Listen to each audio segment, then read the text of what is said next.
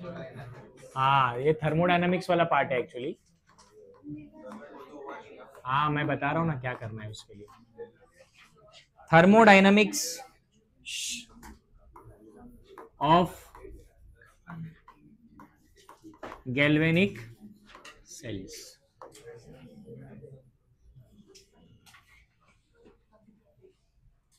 उधर तो मेरे को भी नहीं दिख रहा क्या लिखा है मैंने। कौन सा वाला बंद है? मैं कौन सा बंद करता हूँ मैं नॉर्मली?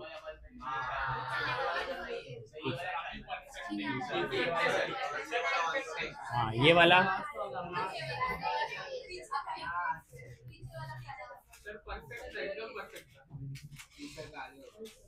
कौन सा है बड़े?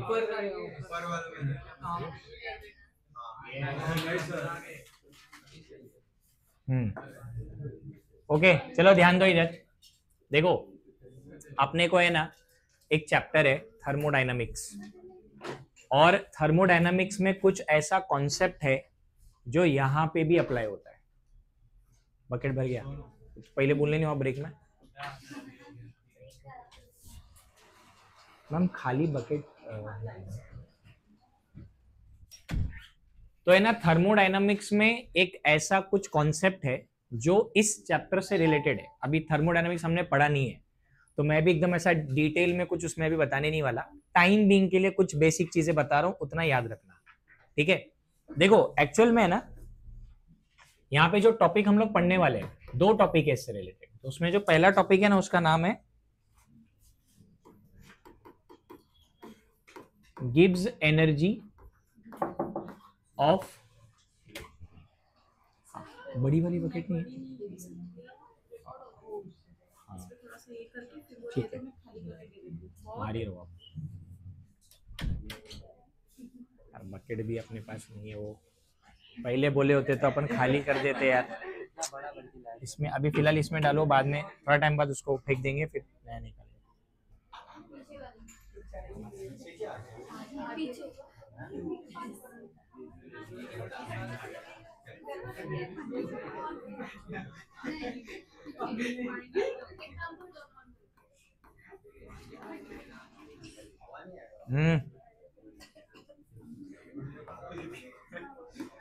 साइलेंट। अरे गधो, रिकॉर्डिंग के बीच में ना जरा मुंह बंद रखो। ओके, देखो ये टॉपिक है। अब यहाँ पे जो चीज तुमको पता है वो है सेल पोटेंशियल, बट ये टर्म तुमको नहीं मालूम है, गिब्स एनर्जी। ये एक्चुअल में थर्मोडायनामिक्स से आता है। थर्मोडायनामिक्स में एनर्जी के बारे में पूरा चैप्टर एनर्जी के बारे में, तो उसमें एक साइंटिस्ट है गिब्स करके, उसने भी एक एनर्जी का टर्म डिफाइन किया था, और उसके नाम पे उस एनर्जी को बोला गया गिब्स एनर्जी, ठीक है? ये जो गिब्स एनर्जी है ना, it is denoted bye, this is denoted by delta G, जिसको हम एक्चुअली बोलते हैं गिब्स एनर्जी चेंज, ठीक है? अब देखो, इसका थर्मोडायनामिक्स का इलेक्ट्रोकेमिस्ट्री से क्या रिलेशन है वो बताता हूं। तो अपने को ये बोला गया, ध्यान से सुनना इधर, गिब्स ने ये बोला delta G must be negative for a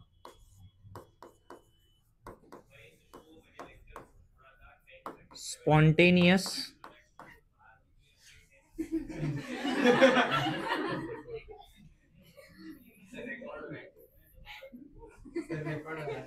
होने दो ना,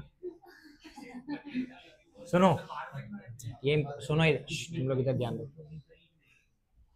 तो गिब्स ने क्या बताया, उसके हिसाब से जो गिब्स की एनर्जी है ना, वैल्यू, वैल्यू कैसा आना चाहिए?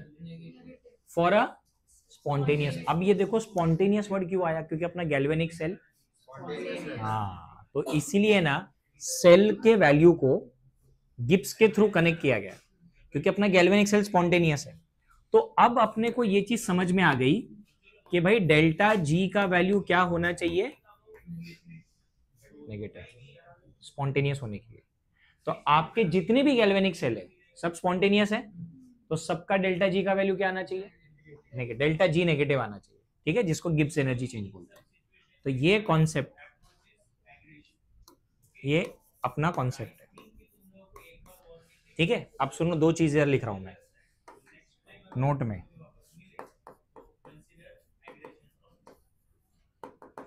पहला, अगर डेल्टा जी नेगेटिव आता है, ये नोट में लिख लेना, फिर मैं आगे का पॉइंट सिखाऊंगा। सर अगली बार से नहीं करेंगे, ठीक है। हाँ, हो गया क्यों भरा?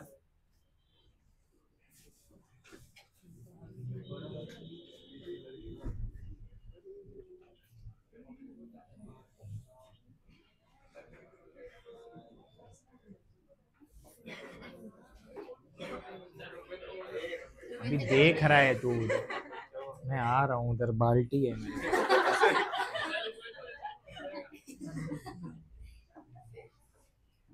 सब साइड हो जाओ।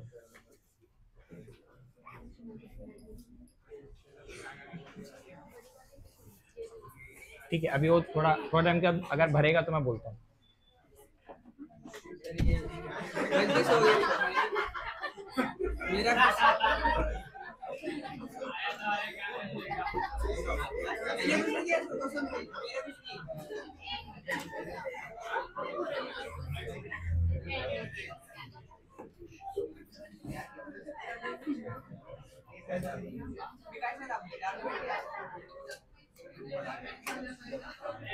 मेरा लिखा हुआ किधर गया?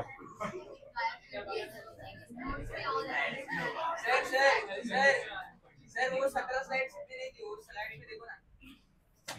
हाँ,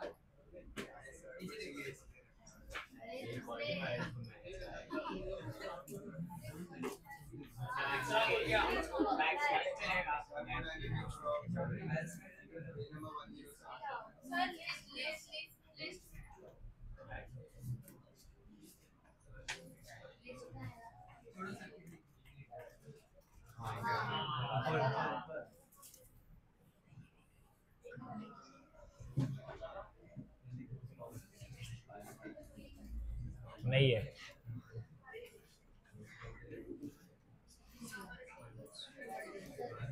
एक तो लेट आने का, ऊपर से टाइम पास।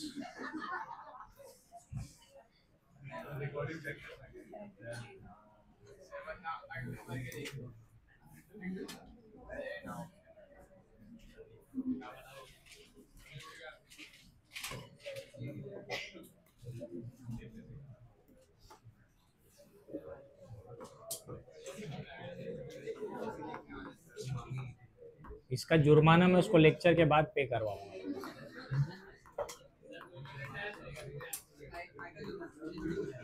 हाँ,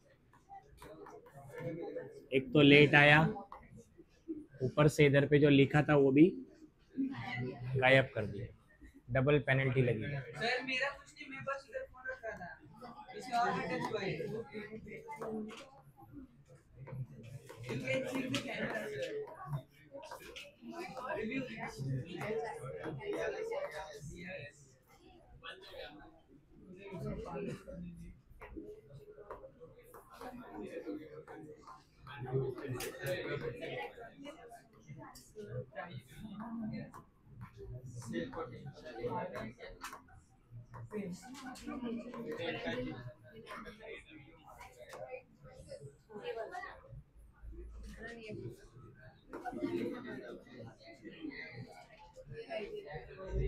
ओके, अभी आवाज नहीं।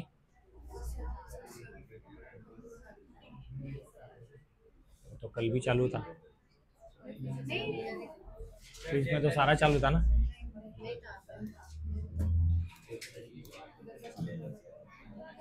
बट अगर ये नहीं चालू रहेगा तो बहुत अंधेरा हो जाएगा।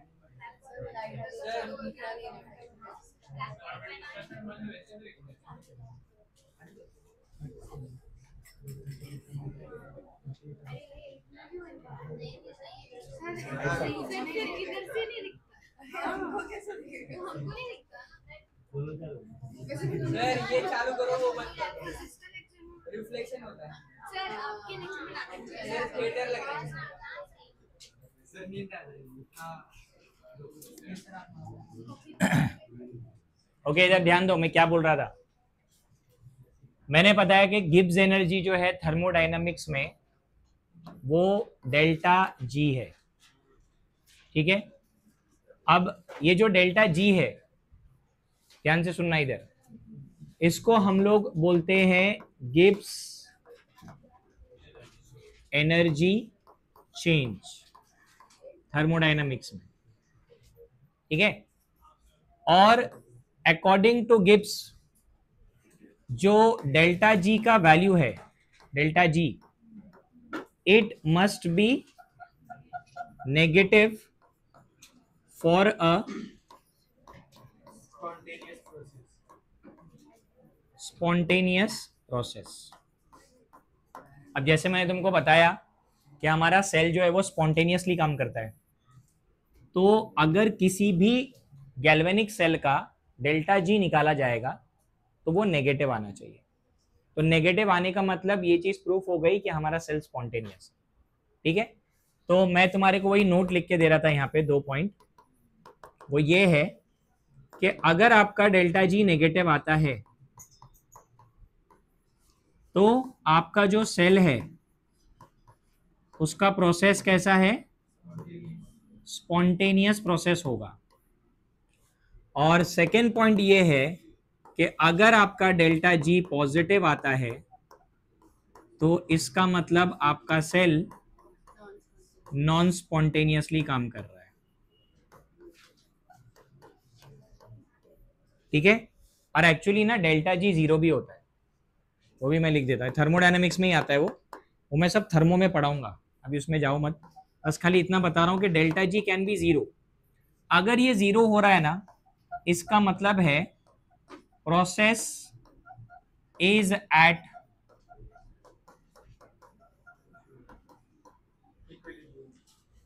जब प्रोसेस इक्विलिब्रियम पे होता है तब डेल्टा जी जीरो होता है, ठीक है। तो ये थर्मोडायनामिक्स का पार्ट है। तो अब थर्मोडायनामिक्स को यहां पे जोड़ना है, वो मैं आपको बता रहा हूं कैसे करना है, ठीक है। देखो गिब्स ने क्या बोला, उसके हिसाब से उसने बोला कि जब सेल आपका वर्क करता है, कौन सा सेल, गैल्वेनिक सेल, उसका काम है केमिकल एनर्जी को इलेक्ट्रिसिटी में कन्वर्ट करना। तो इस पूरे प्रोसेस को है ना गिब्स ने नाम दिया इलेक्ट्रिकल वर्क डन। ध्यान से सुनना इसको, क्या नाम दिया उसने, electrical work done. Electrical work done इसलिए बोला कि पहले तो उसने ये माना कि सेल काम कर रहा है, सेल वर्क कर रहा है स्पॉन्टेनियसली, और जब वो वर्क कर रहा है so it is converting chemical energy to electrical, तो इलेक्ट्रिकल वर्क डन नाम दिया। अब जब उसको पूछा गया what is electrical work done, तो उसने बताया electrical work done is equal to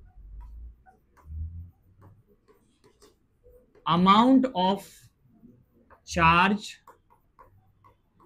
past into cell potential. ये है इलेक्ट्रिकल वर्क डन, ठीक है। Amount of charge passed, what is amount of charge passed, coulomb बराबर इनटू सेल का potential E cell, इनका मल्टीप्लीकेशन आपको एनर्जी देता है। देखो समझो इसको, amount of charge passed is coulomb and cell potential is volt, coulomb into volt is joule, that is energy. Energy की बात चल रही है, ठीक है। तो अब जब ये चीज उसने बताई तो उसने ये बोला कि अगर मान लो for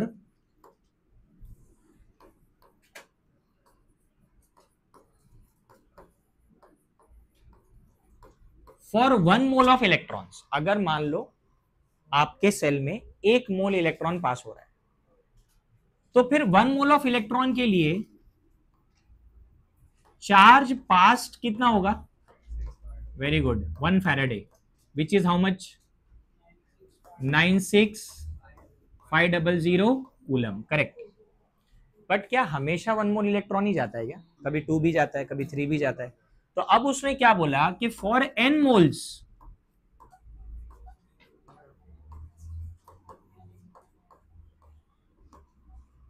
for n moles of electron, charge passed is equal to क्या आएगा बोलो?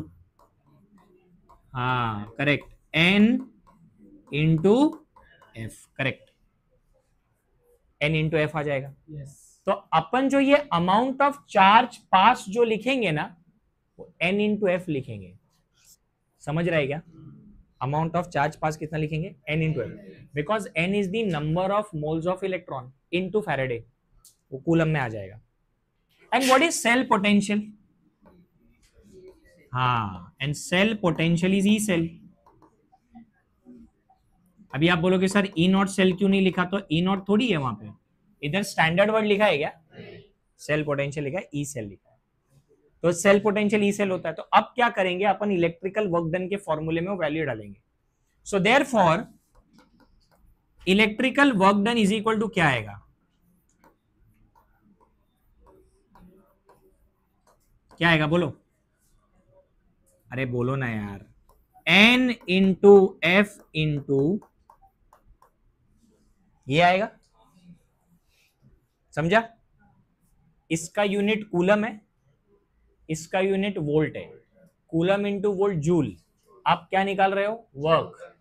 Work is a form of energy, energy का यूनिट जूल होता है। ठीक है, अब आगे का पार्ट देखो क्या है। आगे का पार्ट ये है कि गिब्स ने क्या बोला।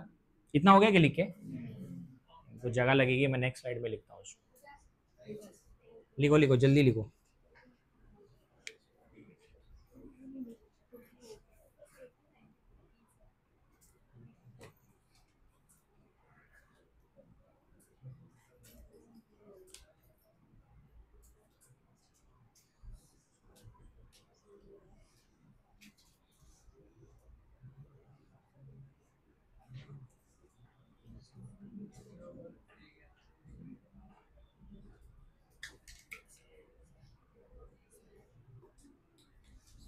क्या करो, उसको जेब में रखो, टाइम पे आओ।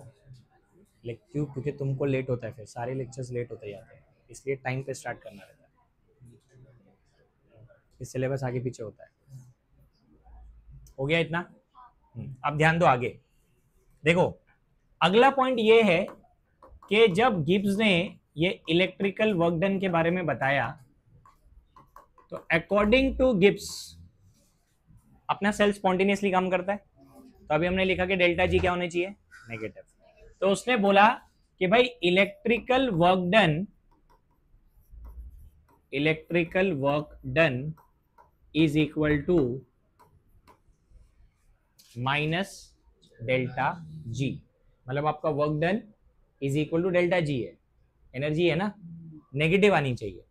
अच्छा, अब इलेक्ट्रिकल वर्क डन हमने प्रीवियस स्लाइड में निकाला। What is electrical work done is equal to n F E cell.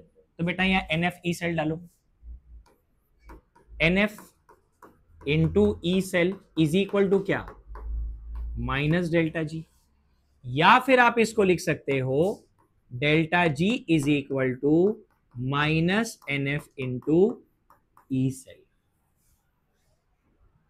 ये है आपका फॉर्मूला जिस पे आज हम लोग न्यूमेरिकल सॉल्व करेंगे। लिख सकते हैं ना इसको ऐसा, माइनस डेल्टा जी है तो माइनस इधर ले लिया, delta G is equal to minus NF E cell. अब ये जो है ये आपको दो चीजें सिखा रहा है, सुनो ध्यान से।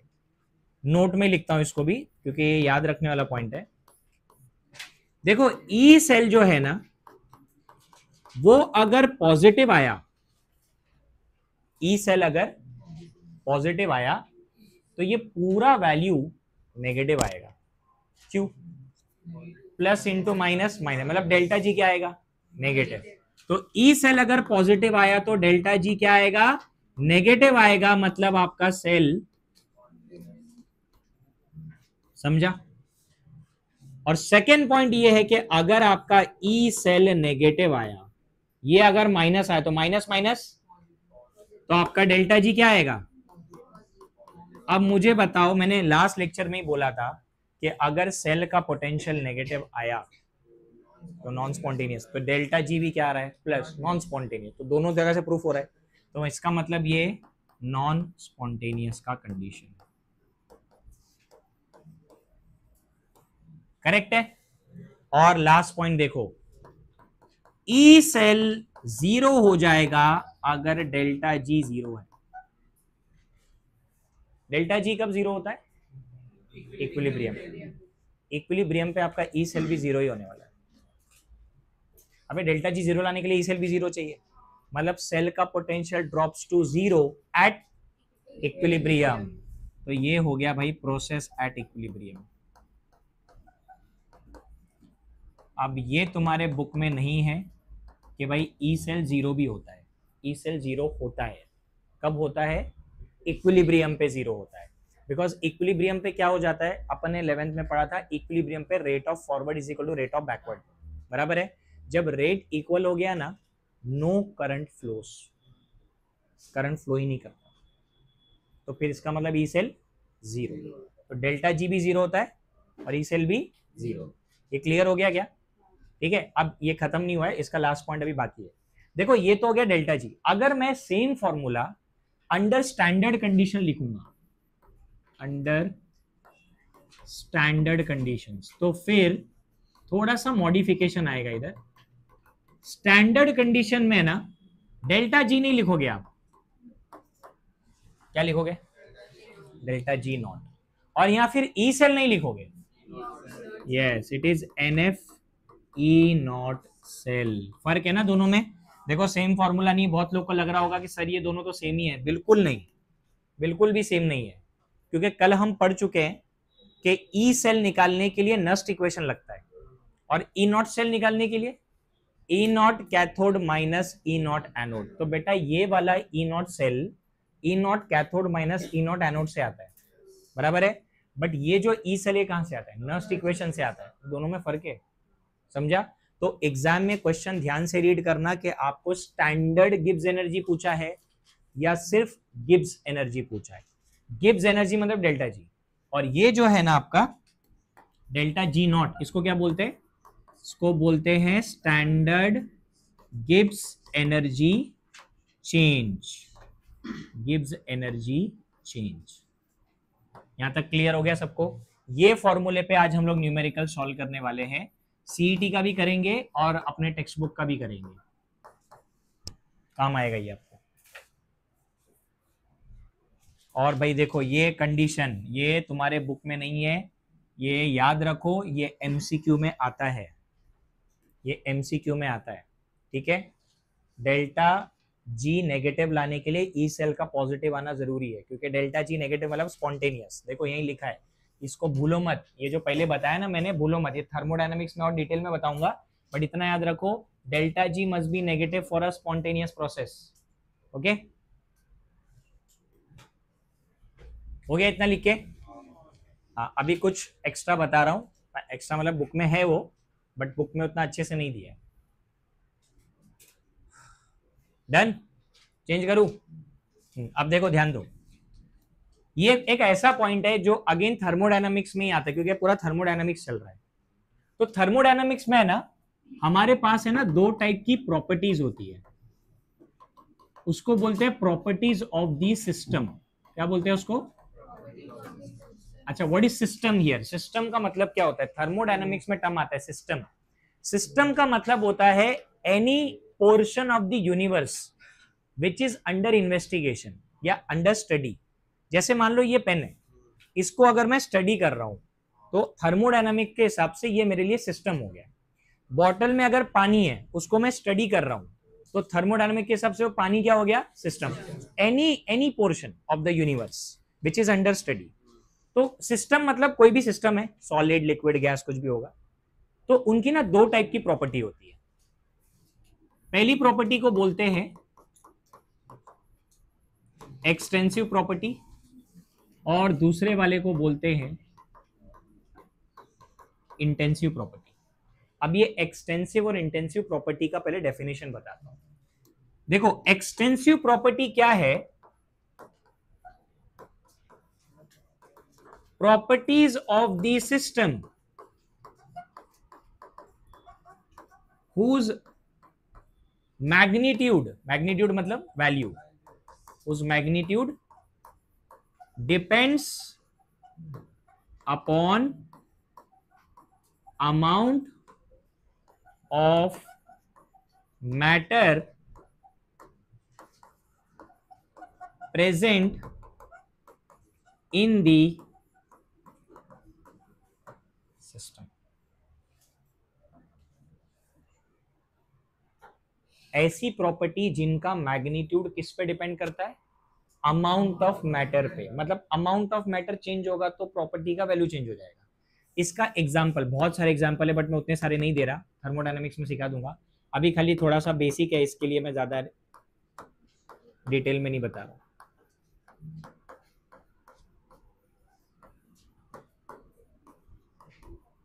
बहुत सारी है। देखो मैं ना इसको ऐसे समझाता हूँ, मतलब मेरा समझाने का तरीका अलग है। मैं एक्सटेंसिव प्रॉपर्टी को ऐसे सिखाता हूँ कि अभी जैसे कोई भी सब्सटेंस है या कोई भी चीज है, कोई प्रॉपर्टी है, उसको दो पार्ट में डिवाइड कर दो। कितने पार्ट में? दो पार्ट में डिवाइड करने के बाद अगर उसका वैल्यू सेम है तो वो एक्सटेंसिव नहीं है, और अगर उसको दो पार्ट में डिवाइड करने के बाद उनका वैल्यू चेंज हो गया तो वो एक्सटेंसिव हो गया। तो अब ध्यान से सुनो, मास एक्सटेंसिव प्रॉपर्टी क्यों है? क्योंकि मास अमाउंट पे डिपेंड करता है। अभी मैंने अगर मान लो शुगर लिया 2 kg, फिर मैंने उसको दो पार्ट में डिवाइड कर दिया, अब तो यार वो 2 kg नहीं है, 1 kg हो गया, बराबर, चेंज हो गया वैल्यू। वॉल्यूम, 1 लीटर पानी लिया, उसको दो अलग अलग कंटेनर में डिवाइड कर दिया, volume changes.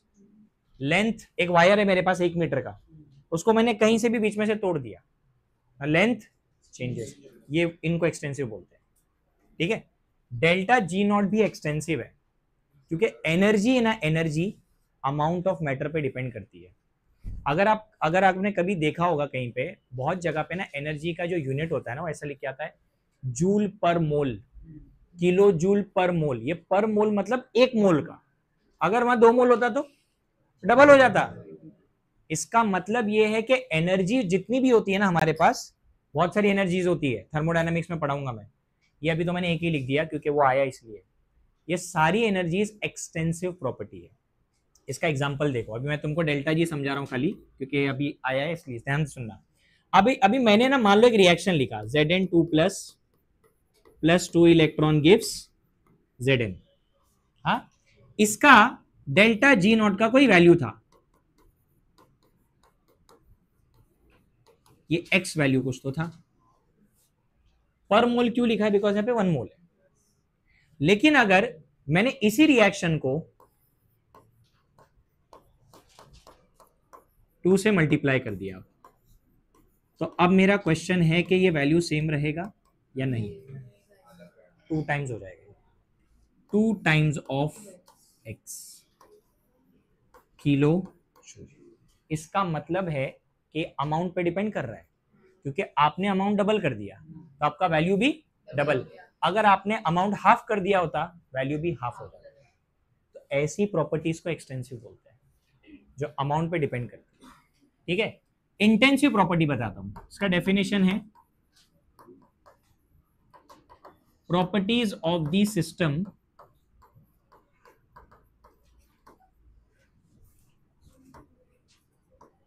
whose magnitude depends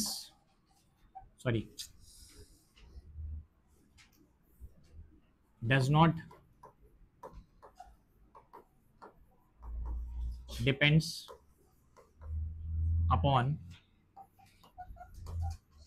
amount of matter present in the system। मतलब ये वो प्रॉपर्टी है जिनकी वैल्यू अमाउंट पे डिपेंड नहीं करती। अब देखो इसके एग्जांपल तुमको सबको पता है, बहुत सारे एग्जांपल है।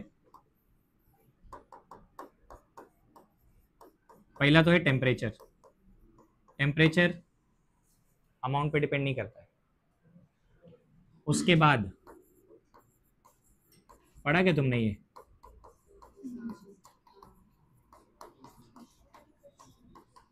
डेंसिटी,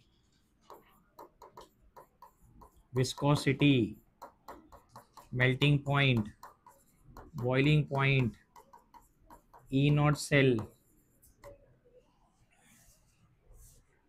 बहुत है, बहुत सारी है।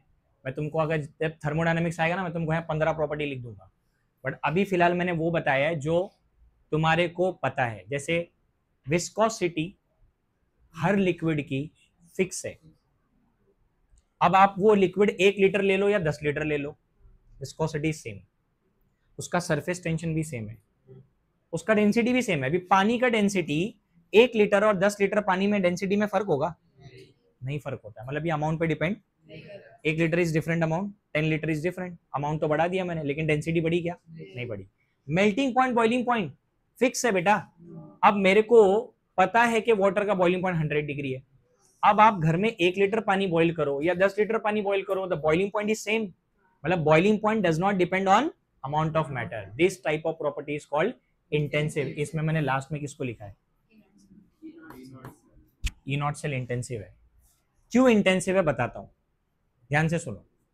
अपन ने कल जो टेबल देखा था उसमें ई नॉट के वैल्यूज लिखे थे बेटा, वो सब स्टैंडर्ड वैल्यूज है, दे नेवर चेंजेस। अभी देखो इधर पे अगर मुझे कोई बोलेगा sir E not of zinc, तो कल मैं अपन ने टेबल में -0.763 वोल्ट ऐसा कुछ लिखा था। अब मैंने इसको 2 से मल्टीप्लाई कर दिया, तो क्या इसको भी 2 से मल्टीप्लाई करूं? अबे पोटेंशियल है, पोटेंशियल अमाउंट पे डिपेंड नहीं करता है। मतलब ये 2 से क्या 10 से मल्टीप्लाई करूंगा ना, तब भी ई नॉट ऑफ जिंक क्या रहेगा? सेम रहेगा, -0.763। तो E not cell is intensive property, amount पे डिपेंड नहीं करता। इसलिए याद रखो इंटेंसिव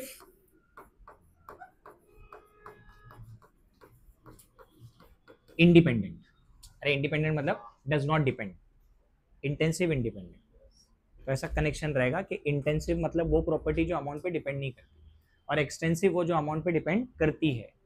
तो अमाउंट चेंज होगा तो वैल्यू चेंज होगा, ठीक है। लेंथ चेंज हो गया, मैंने बोला ना वायर है, तोड़ दिया, लेंथ चेंज हो गया, वैल्यू चेंज हो गया। ऐसे बहुत सारी और है। मोल, मोल एक्सटेंसिव है। 1 मोल इज 6.022, लेकिन 2 मोल उसका डबल, तो अमाउंट डबल हो गया, तो मोल भी क्या आया? एक्सटेंसिव हो गया। अच्छा, व्हाट अबाउट कॉन्सेंट्रेशन? अपन ने बहुत सारे कॉन्सेंट्रेशन पढ़े, molarity, molality, normality, mole fraction, सब जितने भी कॉन्सेंट्रेशन है, आपको क्या लगता है? अभी जो मैंने बोला उसको, अभी मान लो आपने एक सोल्यूशन बनाया, ध्यान से सुनना, एक सोल्यूशन बनाया, उसका कॉन्सेंट्रेशन 1 मोलर है, 1 लीटर बनाया, 1 मोलर 1 लीटर, आपने उसको 2 पार्ट में डिवाइड कर दिया। मेरा क्वेश्चन है, दोनों का सोल्यूशन का कॉन्सेंट्रेशन सेम रहेगा कि चेंज हो जाएगा? हाँ, कॉन्सेंट्रेशन चेंज नहीं होगा। आपने वॉल्यूम चेंज किया है, 1 लीटर को 500 ml के कंटेनर में डाल दिया, 2 पार्ट में डिवाइड कर दिया, लेकिन बेटा कॉन्सेंट्रेशन डिवाइड नहीं हुआ, कॉन्सेंट्रेशन अभी भी। हाँ, तो इसका मतलब कॉन्सेंट्रेशन एक्सटेंसिव है क्या इंटेंसिव है? इंटेंसिव है, इंटेंसिव है। कॉन्सेंट्रेशन के सारे टर्म्स इंटेंसिव है, समझ में आ गया? तो ऐसी सारी चीजें आएंगी थर्मोडायनामिक्स में, बट अभी फिलहाल मेरा फोकस ये 2 लोगों पे ही था, एक तो इस पे और एक इस पे, क्योंकि अभी हमने पढ़ा है। तो क्या समझ में आया? अभी मैं यहाँ पे नोट में लिख देता हूं इसको,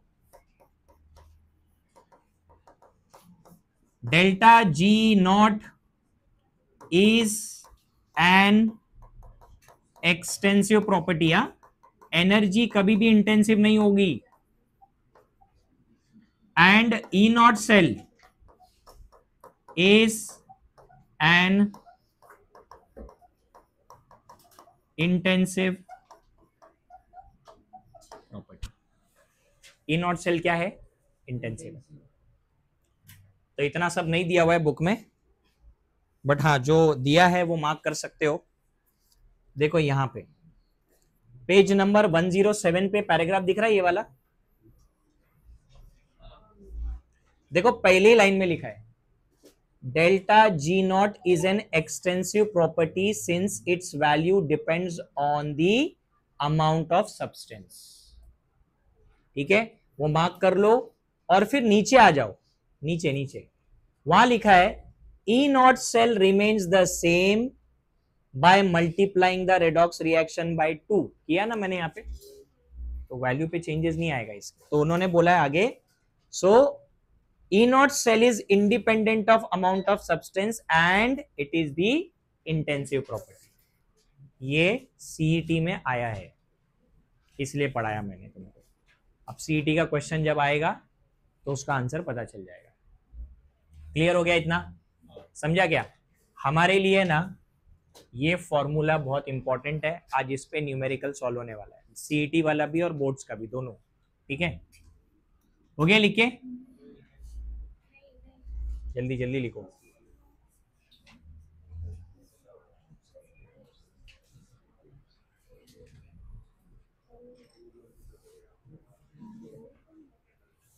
मेरा बॉटल किधर गया यार? नहीं लाया? मेरा बॉटल इधर रख दिया था मैंने अंदर।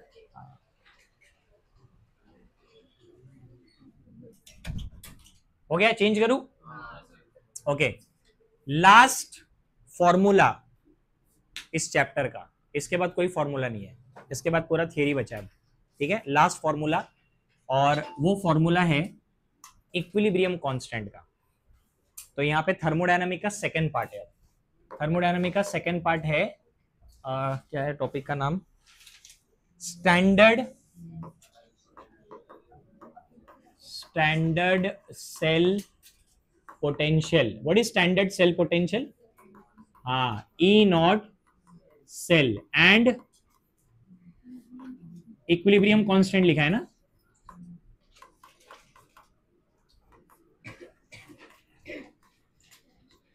Equilibrium constant is denoted by K. ठीक है, हाँ अब देखो भाई, ये दो लोगों में रिलेशन है।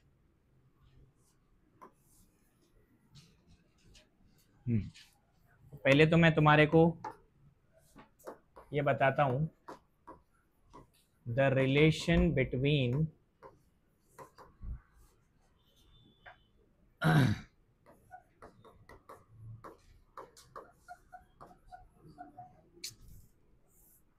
Standard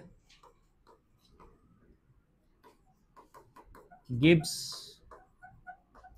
energy change and standard cell potential is, thank you, is given by कौन सा इक्वेशन की बात कर रहा हूं मैं यहाँ पे? अभी तो हमने लिखा पीछे इसको। Standard gibbs energy change and standard cell potential का रिलेशन क्या था? Yes, delta G not is equal to minus n F E not cell बराबर। उसके बाद next, the relation between standard gives energy change of a cell reaction and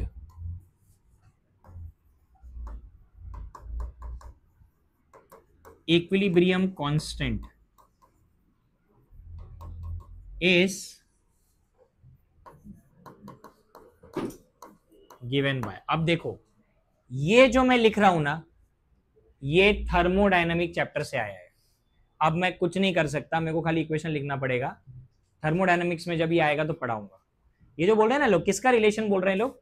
standard gibbs energy change, मतलब delta G not and equilibrium constant, वो thermodynamics का actually वहां से उठा के यहाँ पे अपन ने यूज किया है। क्या इक्वेशन है ये इक्वेशन है delta G not is equal to minus R T natural log of. ये है, ये अभी मैं डायरेक्टली लिख रहा हूं, बट लिख लो, अभी टाइम बिंग के लिए कुछ कर नहीं सकते। जब थर्मोडायनामिक्स आएगा तो ये इसका डेरिवेशन है, कैसे इसको डिराइव करते हैं। ठीक है, तो अब सुनो इधर, ये दोनों रिलेशन हमने इसलिए लिखा because we are going to compare them. Left hand side देखो दोनों का सेम है, इसका मतलब राइट हैंड साइड को भी आपको इक्वल लिखना पड़ेगा। अरे समझ रहा है कि नहीं? तो हम क्या लिखेंगे यहाँ पे, कंपेयरिंग अबाउ टू इक्वेशंस। ठीक है, दोनों इक्वेशन को कंपेयर करेंगे। तो अगर इनको कंपेयर करेंगे तो राइट हैंड साइड दोनों का इक्वल हो जाएगा ना। तो हम इसको लिखेंगे ऐसे, ध्यान देना इधर, minus n F E not cell is equal to minus R T natural log of K, बराबर? अरे बराबर के नहीं, इधर का माइनस और उधर दोनों का माइनस कैंसल। हाँ, तो आपको मिलेगा यहां पे NF इज इक्वल टू, यही मिलेगा। अब अपने को ना ई नॉट सेल चाहिए, देखो इधर standard cell potential in equilibrium, तो इसको यहीं रखेंगे, NF को नीचे लेके जाएंगे, तो हमको मिलेगा E not cell is equal to RT upon NF natural log of K. कुछ याद आ रहा है? कल भी ऐसे कुछ आया था नस्ट इक्वेशन में, RT upon NF natural log, but उधर K नहीं था, प्रोडक्ट अपॉन रिएक्टेंट था। अब है ना, अपने को कल वाला कॉन्सेप्ट, मतलब कल वाला जो कन्वर्जन है वो आज भी करना है। अपने को नेचुरल लॉग नहीं चाहिए, अपने को चाहिए लॉग टू द बेस 10। तो मैंने एक नंबर बताया था, 2.303 से मल्टीप्लाई करेंगे, उधर करना पड़ेगा। सो अपन करेंगे यहाँ पे E not cell is equal to 2.303 R into T upon N into F log to the base 10 K. और एग्जैक्टली कल जैसा ही करना है, वापस से इसको लिखना है at 25 degree celsius, that is 298 kelvin. क्या लिखा था हमने कल कि जो ये 2.303 RT अपॉन एफ है ना, इसका वैल्यू है 0.0592 वोल्ट, याद है ना? हाँ, बस वो उसको वहां पुट कर देंगे। सो मैं यहाँ लिख रहा हूँ, जगह नहीं है करके। So therefore E not cell का फॉर्मूला आ गया, क्या आ गया? 0.0592 upon n log to the base 10 के। हो गया रिलेशन, यही वाला अपना फॉर्मूला है, and this is the last formula of the chapter. इसके बाद अब कोई फॉर्मूला नहीं आएगा। इक्विलिब्रियम कांस्टेंट के ऊपर अगर क्वेश्चन आया फ्रॉम इलेक्ट्रोकेमिस्ट्री, एक ही फॉर्मूला है, इसके अलावा कोई फॉर्मूला अब तक पढ़ा हमने इक्विलिब्रियम निकालने का? ये अकेला फॉर्मूला है। तो इक्विलिब्रियम कांस्टेंट का फॉर्मूला n कहां से आएगा? n number of moles of electron, जो आपको रिएक्शन से पता चलेगा। कभी कभी क्या होता है, k गिवन होता है और ई नॉट सेल पूछते हैं, और कभी उल्टा होता है, ई नॉट सेल दिया होता है, k पूछते हैं। तो ऐसा ही होगा, इससे अलावा और कुछ नहीं होगा, ठीक है? हाँ, और ये 2 मार्क्स के लिए डिराइव करने के लिए आता है बोर्ड्स में, बोर्ड्स में आता है, ये बोर्ड्स का PYQ है। क्वेश्चन बता देता हूं क्या क्वेश्चन था इस पे, मतलब कैसा पूछा है। वो लोग पूछते हैं डिराइव द एक्सप्रेशन, या फिर आता है derive the relation between standard cell potential and equilibrium constant, ऐसा आएगा। बहुत इजी है। देखो, मैंने कोई थियरी ज्यादा लिखा नहीं है, मैंने 2 रिलेशन लिखा, उनको कंपेयर करके यहां तक पहुंच गए, दैट्स इट, इतना ही है। Okay,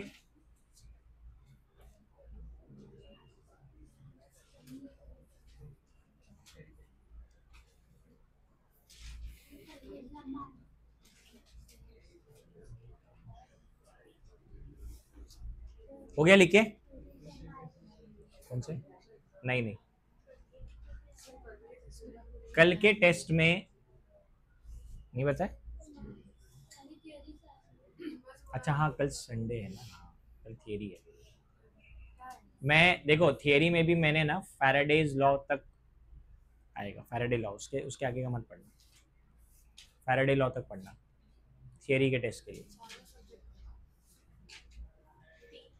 15 marks.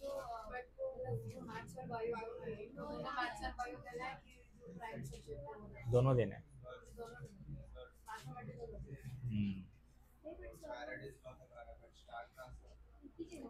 जो conductance, conductivity, cell constant, electrolytic cell, Faraday's law.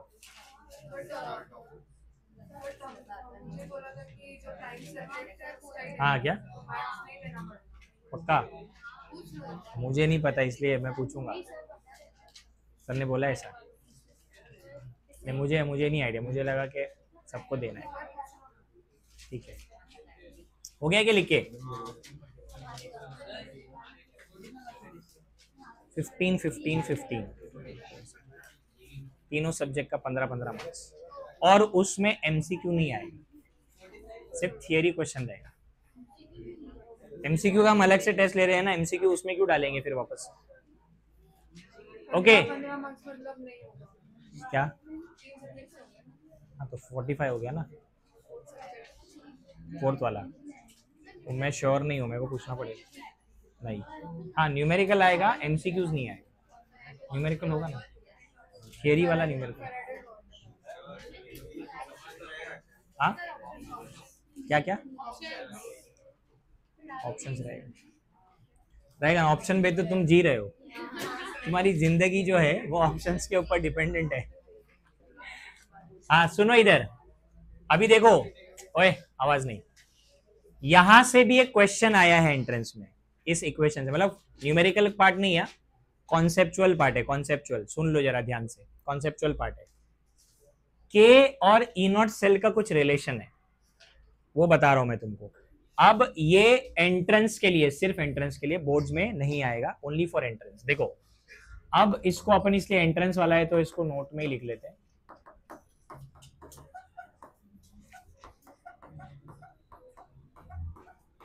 Okay, board में नहीं पूछेंगे।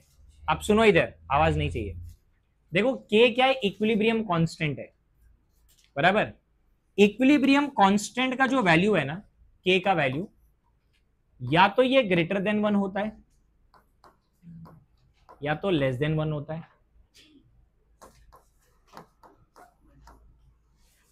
या फिर इक्वल टू 1 होता है, ठीक है। अगर के आपका ग्रेटर देन 1 आया, देखो इसमें बिल्कुल भी ना ज्यादा मैथमेटिक्स इन्वॉल्व नहीं करना, मैं जो बोल रहा हूं उसको ध्यान से सुनो। अगर के का वैल्यू ग्रेटर देन 1 है, मान लो 2 आया, के का वैल्यू कितना है 2। अब मुझे बताओ, मैंने यहां 2 रख दिया, log of 2, log of 2 is a positive number. 1 से बड़े नंबर का log ले लोगे ना, वो हमेशा पॉजिटिव आता है। Now this whole answer will be a positive number. अरे यस और नो? तो अगर मेरा k ग्रेटर देन 1 आया, मतलब मेरा ई नॉट सेल, मतलब मेरा सेल रिएक्शन, समझा कि नहीं, स्पॉन्टेनियस होने के लिए k क्या आना चाहिए, मतलब your equilibrium constant should be greater than 1। समझा कुछ? अब अगर आपका k लेस देन 1 आता है, मान लो 0.5 ले लो, 0.5 लेस देन 1 है ना। अभी अगर आप इधर 0.5 रखोगे और उसका लॉग निकालोगे, 0.5 का लॉग नेगेटिव, सॉरी 0.5 का लॉग नेगेटिव आता है। अब ये पूरा आंसर आपका नेगेटिव आएगा। अगर आपका आंसर नेगेटिव आ रहा है, मतलब योर ई नॉट सेल का वैल्यू नेगेटिव, मतलब के नॉन स्पॉन्टेनियस। समझ रहे क्या? तो इसका मतलब इक्विलिब्रियम कांस्टेंट अगर लेस देन 1 आया तो आपका सेल नॉन स्पॉन्टेनियस है, और अगर के का वैल्यू 1 आ गया तो log ऑफ 1, तो ये पूरा टर्म 0 हो जाएगा। ठीक है, समझा कि नहीं समझा? एक्चुअली ना k1 आता ही नहीं है, मतलब ऐसा कभी पूछा नहीं है। मेन कंडीशन ये 2 है, ठीक है। तो ये 2 कंडीशन में से इसको याद रखो भाई, स्पॉन्टेनियस वाले को याद रखो। k greater than 1, k greater than 1 आएगा तभी सेल क्या होगा, स्पॉन्टेनियस। अब इसको न्यूमेरिकल में मैं प्रूफ भी करूंगा तुम्हारे सामने, क्योंकि जब भी आप इक्विलिब्रियम कांस्टेंट निकालोगे ना, आपका आंसर 1 से बड़ा ही आएगा, क्योंकि आपके सारे गैल्वेनिक सेल क्या है, तो फिर वो कभी लेस देन 1 आएगा ही नहीं, 1 से बड़ा ही आएगा। समझा ये पॉइंट? एंट्रेंस मेरे को ये वाला पूछा था, ये पूछा है correct relation between E not cell and K, this is the relation. E not cell positive आने के लिए के ग्रेटर देन 1 होना चाहिए, तभी आपका सेल स्पॉन्टेनियस। अरे गया क्या दिमाग में?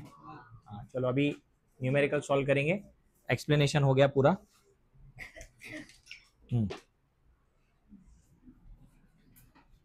बहुत सारे न्यूमेरिकल है, फटाफट सॉल्व करना।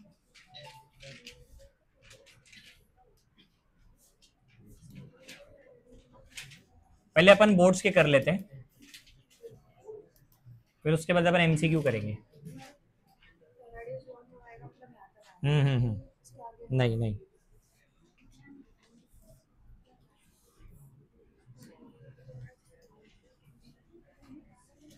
कितने क्वेश्चन हो गए थे हमारे?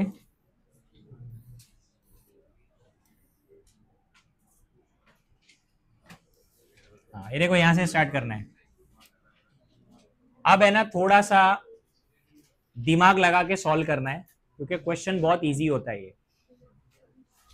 देखो क्वेश्चन क्या है, calculate the voltage of the cell. Voltage बोला मतलब स्टैंडर्ड वर्ड तो नहीं आया, मतलब कि ये जो वोल्टेज की यहां बात हो रही है ये ई सेल की बात हो रही है ना। और बेटा ई सेल नस्ट इक्वेशन से निकलता है। हाँ, अब आगे देखो, क्या आपको पूरा सेल बना के दिया है यहां पे, SN2 plus double vertical line AG plus AG, देखो AG इधर, उनके कॉन्सेंट्रेशन भी लिखे। सेल को देख के हम क्या पता लगाते हैं, दो चीजें। पहला ये कि एनोड और कैथोड पे कौन है। एनोड पे कौन है भाई, left hand side, SN anode पे है। देखो क्या SN का वैल्यू गिवन है इधर, मतलब ये मेरा एनोड पे जाएगा वैल्यू, और AG जो है वो राइट हैंड साइड में, मतलब कैथोड पे, मतलब ये वैल्यू मेरा। तो सबसे पहले तो मुझे E नॉट सेल निकालना है, that is E not cathode minus E not anode. Cathode पे है सिल्वर, तो E not of AG minus E not of tin. अच्छा, अगर किसी को है ना ये समझा, मान लो मैंने कल भी बोला था, अगर तुम कभी भूल गए, आपको नहीं समझ में आ रहा है कि टिन एनोड पे है या कैथोड पे, या नहीं समझ में आया, तो मैंने क्या बोला था, कैथोड पे हमेशा हायर वैल्यू रखने का। क्या सिल्वर का वैल्यू हायर है,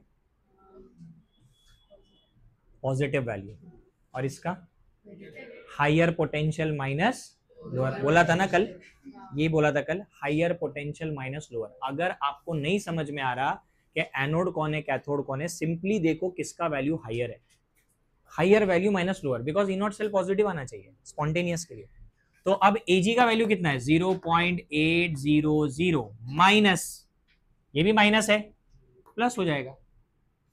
अरे फॉर्मूले का माइनस और इसका माइनस, 0.136, तो आंसर आएगा 0.936 वोल्ट। अब सुनो, कभी भी याद रखना, ये निकालने का 1 मार्क्स आपको इधर ही मिल जाएगा। अब आपको अगला जो पार्ट करना है ना, उसके लिए आपको 2 मार्क्स मिलेंगे सेल पोटेंशियल के। ये पहले कैलकुलेट, ये सबसे इजी है, पहला तो ये निकाल लो ना, 1 मार्क्स तो अपने कम से कम सिक्योर कर लो। अब अपन करेंगे नस्ट इक्वेशन। अब नस्ट इक्वेशन का फॉर्मूला क्या था, E cell equal to E not cell minus 0.0592 upon n log to the base 10 concentration of product upon concentration of reactant, correct है। अब सुनो, प्रोडक्ट और रिएक्टेंट पता करने के लिए आपको है ना सेल का रिएक्शन लिखना पड़ेगा। कल सीखा था सेल का रिएक्शन लिखना, तो इसका सेल रिएक्शन क्या आएगा बताओ। टिन का तो SN से SN2 प्लस बन रहा है, मतलब जो आपका एनोड का रिएक्शन है वो क्या है, बोलो जल्दी, SN solid SN2 plus aqueous plus, हाँ, और कैथोड पे रिएक्शन क्या है, AG प्लस से AG बनने के लिए एक इलेक्ट्रॉन लेता है, लेकिन यार यहाँ पे तो 2 लूज हो रहे हैं, तो डायरेक्टली लिख दो, हाँ डायरेक्टली लिखो, 2AG plus aqueous plus 2 electron gives 2AG solid. अब इनका नेट सेल रिएक्शन लिख देंगे, इलेक्ट्रॉन कैंसल। क्या बच रहा है भाई लेफ्ट में, SN plus 2AG plus aqueous, right में क्या बचा, SN2 plus aqueous plus 2AG solid. मिल गया प्रोडक्ट और रिएक्टेंट का आयन। प्रोडक्ट में कौन है, SN2 प्लस, रिएक्टेंट में AG प्लस। अभी अपन वैल्यू डालेंगे। ई नॉट सेल कितना निकाला हमने, हाँ, तो E cell is equal to 0.936 volt minus 0.0592। मुझे बताओ एन कितना आया, रिएक्शन में देखो ना, 2 moles of electron, log to the base 10। Product में कौन है, SN2 प्लस, रिएक्टेंट में कौन है, AG प्लस। 2 किधर जाएगा, हाँ कल बोला था मैंने, स्टोइकियोमेट्री पावर में जाता है, C raise to C D raise to D, याद है कल लिखा था। हाँ, तो स्टोइकियोमेट्री क्या पावर में। अब वैल्यू पुट करेंगे किसका, इन दोनों का, बाकी तो वैल्यू लिख दिया ना हमने। हाँ, तो इधर आएगा 0.936 वोल्ट। अच्छा एक और चीज तुमको बताता हूँ, ज्यादातर केसेस में ना, ज्यादातर मैक्सिमम केसेस में, हर बार नहीं, एन का वैल्यू 2 ही आता है। ये तुम देखना एग्जाम में भी एन का वैल्यू क्या आता है 2। तो 0.0592/2 का एक वैल्यू आता है, वो रट्टा मार लो, वो वैल्यू है जब जब नीचे 2 आया ये वैल्यू आएगा 0.0296। अब लॉग ऑफ, सबसे पहले ऊपर क्या लिखेंगे, टिन का कॉन्सेंट्रेशन चेक करो, अरे वो कितना दिया है, तो इसको अपन लिखेंगे 2 इंटू 10⁻², और एजी प्लस कितना है, मतलब 10⁻² हो गया ये, 10⁻² का स्क्वायर, 10⁻² का स्क्वायर। हाँ चलो ऐसा लिख देता हूं मैं, चलेगा ना ऐसा भी, तो एक एक कैंसिल हो गया, -2 ऊपर जाके क्या हो जाएगा, तो 2 इंटू 10⁻² इज 200, 200 का लॉग लेना है और क्या, 200 का लॉग ले लो, मल्टीप्लाई करो, बाद में माइनस कर देना। लॉग ऑफ 200 क्या आएगा, अबे लॉग ऑफ 2 क्या है,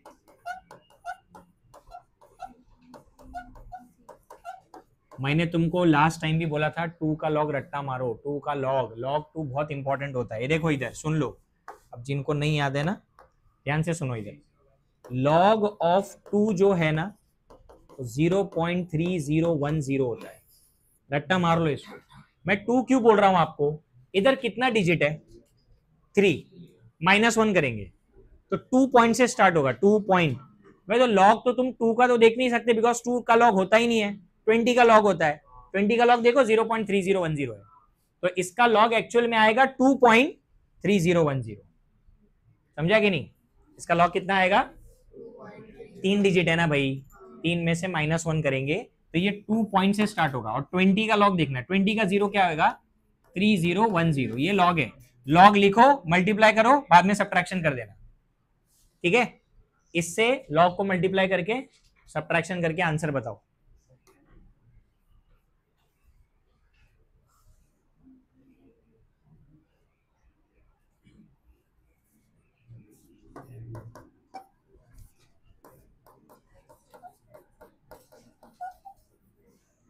ई सेल वोल्ट में आएगा,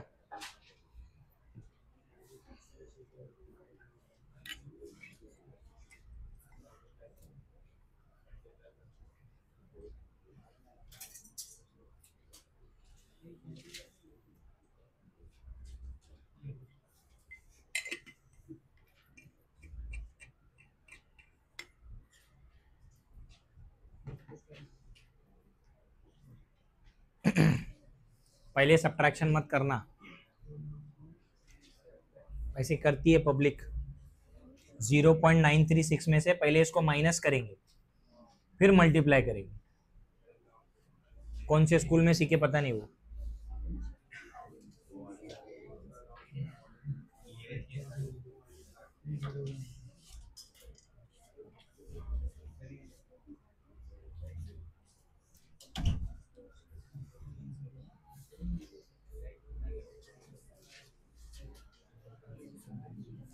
ये क्या नया तरीका है पेन पकड़ने का,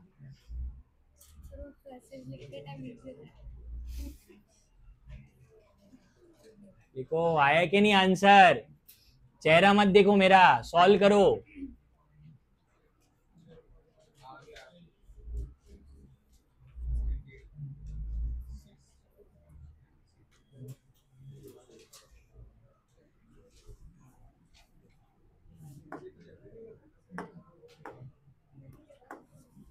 जीरो 0.867 आंसर आएगा,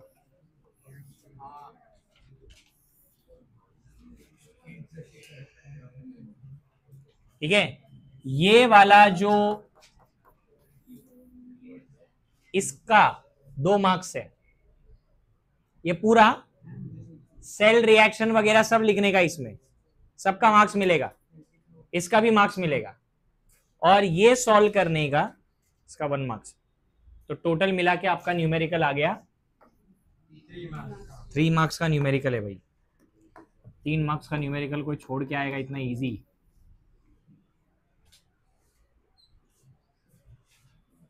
समझा क्या कैसे करना है। अब अगला इसके बाद वाला तुम लोग खुद से ट्राई करोगे। चलो बस हो गया टाइम, कितने कब से सॉल्व कर रहे हो।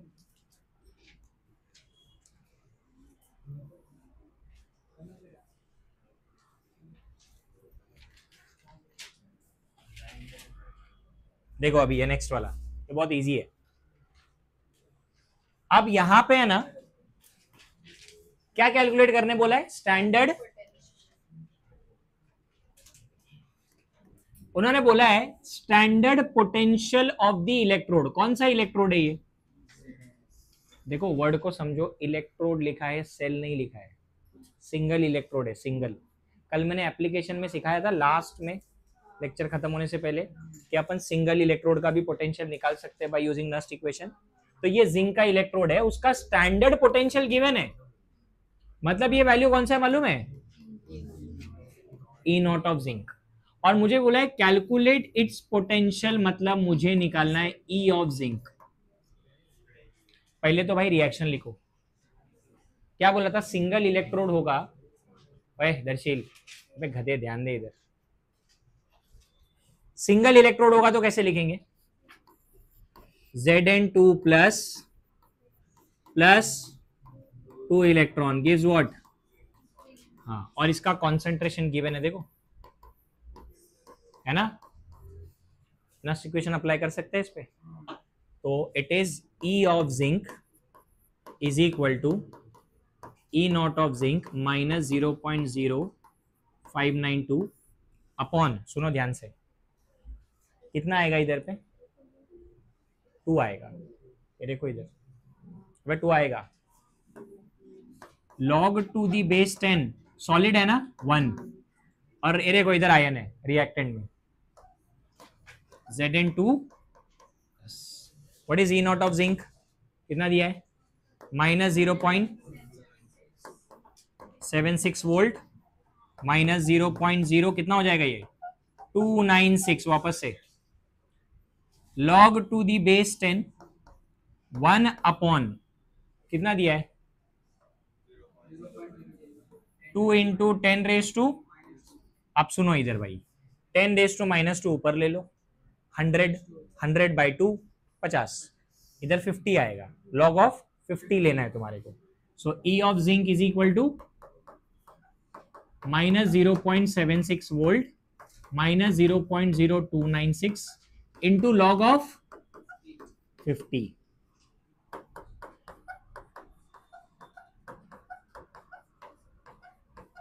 log ऑफ 50 जो आता है ना, वो कुछ 6990 आता है। बराबर है क्या? सॉल्व करो, अब मल्टीप्लाई करो और माइनस कर दो। आंसर नेगेटिव आएगा इधर। क्यों नेगेटिव आएगा? अभी तुम बोलोगे सर ये तो सेल का पोटेंशियल है ही नहीं, इलेक्ट्रोड का पोटेंशियल है। इलेक्ट्रोड का पोटेंशियल नेगेटिव पॉजिटिव दोनों हो सकता है।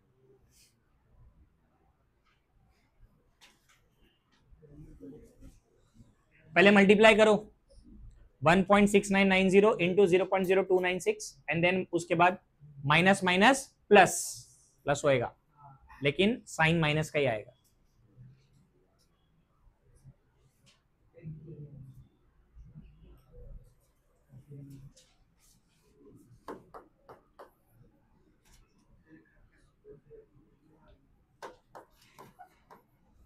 इधर कितना आएगा मल्टीप्लाई करने के बाद?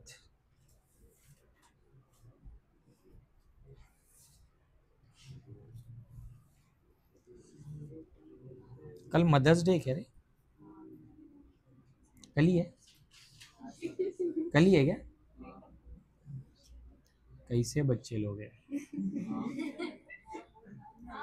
हमारे लिए हर दिन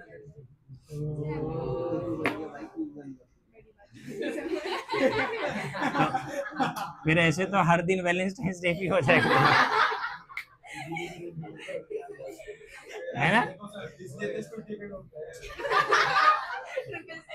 अभी बेचारे ने छोड़ दिया, अभी कार में घूमता है।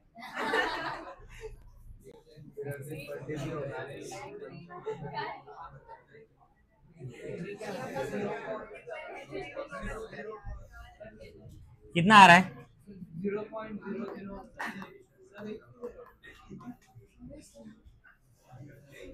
ये आएगा। अभी ऐड कर दो ना इनको।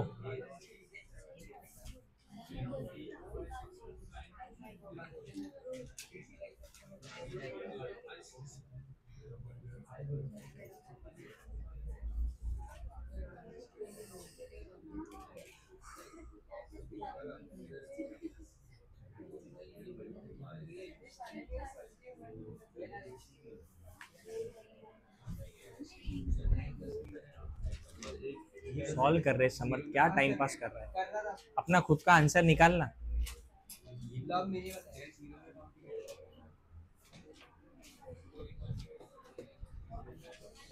क्या है मैडम, क्या प्रॉब्लम है तेरे को? सॉल्व कर, सॉल्व, इधर उधर देखते रहते, कहाँ सॉल्व, बता कहाँ सॉल्व करे?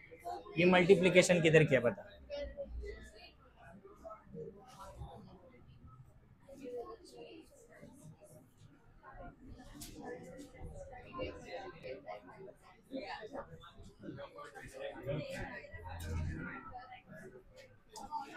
माइनस में आंसर आएगा, माइनस में नेगेटिव साइन आएगा उधर।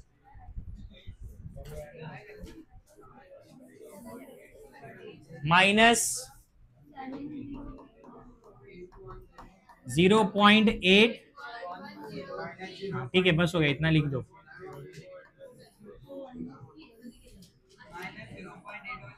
ये क्वेश्चन 2 मार्क्स का है क्योंकि ये सिंगल इलेक्ट्रोड पे ही था।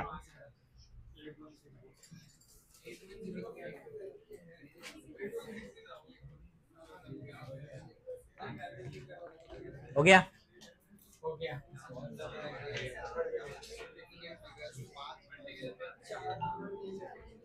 हाँ ले लो, 4 नंबर ले सकते, ले सकते।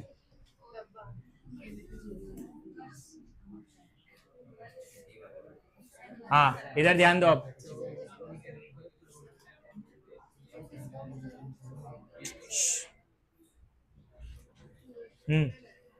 देखो ये भी 3 मार्क्स का क्वेश्चन है। नेक्स्ट वाला, सबका ध्यान इधर चाहिए। Calculate standard gibbs energy change, मतलब सबसे पहले उन्होंने ये पूछा है एंड उसके बाद पूछा है के निकालना। 2 चीजें कैलकुलेट करनी है। अब देखो इधर और ज्यादा इजी हो गया है क्योंकि उन्होंने रिएक्शन लिख के दिया है अपने को। अब रिएक्शन लिख के दिया है तो वी कैन फाइंड आउट कि किसका ऑक्सीडेशन हो रहा है और किसका रिडक्शन। जिसका ऑक्सीडेशन हो रहा है वो एनोड पे जाएगा। किसका ऑक्सीडेशन हो रहा है? कैडमियम देखो यहाँ 0 है और यहां पे वो हो गया increase in oxidation number, oxidation correct. मतलब जो कैडमियम का वैल्यू यहां लिखा है ये जाने वाला है, अरे समझ रहा है क्या, एनोड पे। उसके बाद बोला उन्होंने टिन जो है यहां पे +2 है और यहां पे decrease in oxidation number, reduction, मतलब ये जाएगा कैथोड पे। अच्छा अगर अभी कुछ जाहिलों को अगर मतलब ये भी नहीं समझा है कि भाई इधर किसका ऑक्सीडेशन रिडक्शन हुआ है, तो फिर से वही कॉन्सेप्ट है, हायर पोटेंशियल कैथोड। चेक कर लो हायर पोटेंशियल किसका है, टिन का है।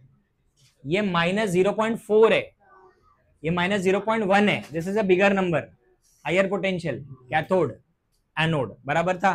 तो अगर सेल रिएक्शन से पता नहीं लगा पा रहे हो तो वैल्यू देख लो सिंपली, हायर पोटेंशियल कैथोड। तो सबसे पहले मुझे बताओ अपने को डेल्टा जी नॉट निकालना है। डेल्टा जी नॉट का फॉर्मूला है -NFE0 सेल। तो पहले तो E0 सेल निकालना पड़ेगा। अरे नहीं है ना E0 सेल, तो पहले E0 सेल निकालेंगे। E0 सेल का फॉर्मूला, चलो ये सॉल्व करता हूं। E0 cathode minus E0 anode, ये फॉर्मूला वापस से लगेगा। इस फॉर्मूले के बगैर है ना कोई न्यूमेरिकल सॉल्व नहीं होता। कैथोड का वैल्यू, कैथोड पे कौन है, टिन, और एनोड पे कौन है, कैडमियम। टिन का वैल्यू कितना है, -0.136, ये माइनस और ये इसका माइनस प्लस। बताओ जरा कितना आ रहा है। E0 देखो कितना आ रहा है, E0 cell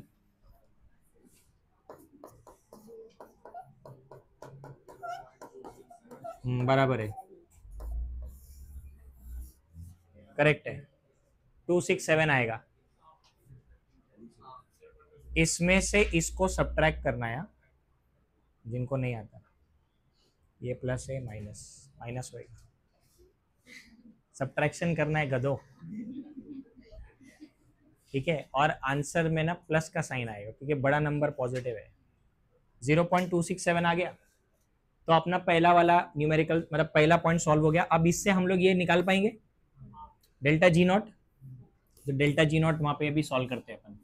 delta G not is equal to minus n F E not cell. अब मुझे बताओ एन का वैल्यू कितना है, अब तो देख के समझ में आ जाना चाहिए। ये 2 इलेक्ट्रॉन लॉस कर रहा है और ये 2 गेन कर रहा है, 2। अब सुनो इधर 2 मोल इलेक्ट्रॉन आएगा, 2 मत लिख देना उधर, मोल्स ऑफ इलेक्ट्रॉन है ना वो। उसके बाद फैराडे का वैल्यू कूलम पर इनटू ई नॉट सेल का वैल्यू, हाँ देखो अब हम लोग एनर्जी निकाल रहे हैं ना, एनर्जी का आंसर जूल में आना चाहिए, नहीं किस में आना चाहिए? एनर्जी का आंसर, एनर्जी का ऐसा यूनिट क्या है? जूल। मतलब आप जो डेल्टा जी नॉट निकाल रहे हो, इसका जो आंसर आएगा उसका यूनिट जूल होना चाहिए। अभी जूल कैसे आएगा बताता हूं। देखो ये मोल इलेक्ट्रॉन है और ये पर मोल इलेक्ट्रॉन है। आंसर क्या बचा उधर? Coulomb into volt. कल सिखाया था मैंने, कल बॉक्स में लिख के दिया था, coulomb into volt is joule. आपका आंसर जूल में आएगा, उसको बाद में किलो जूल में कन्वर्ट कर देना, 10⁻³ से मल्टीप्लाई करके। मल्टीप्लाई करो इसको 2 डेसिमल आगे ले लो ना, ये 2 0 हटा दो, इसको 26.7 ले लो।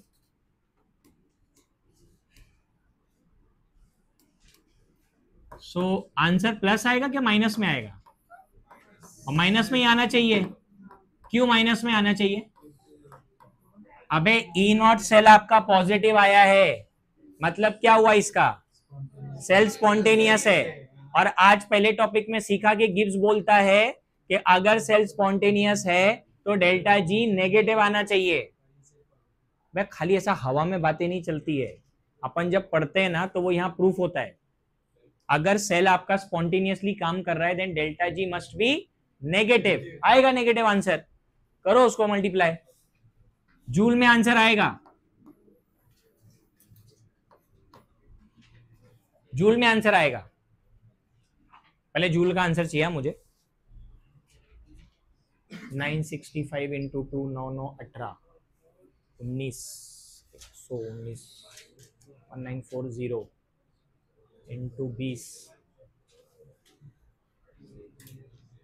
38 5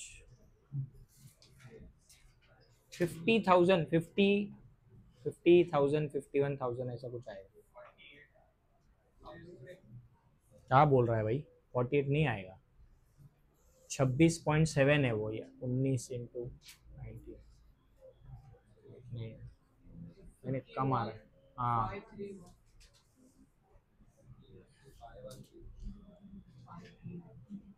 हाँ 51,531 बराबर बोला ना, 50,000 के आसपास आता है।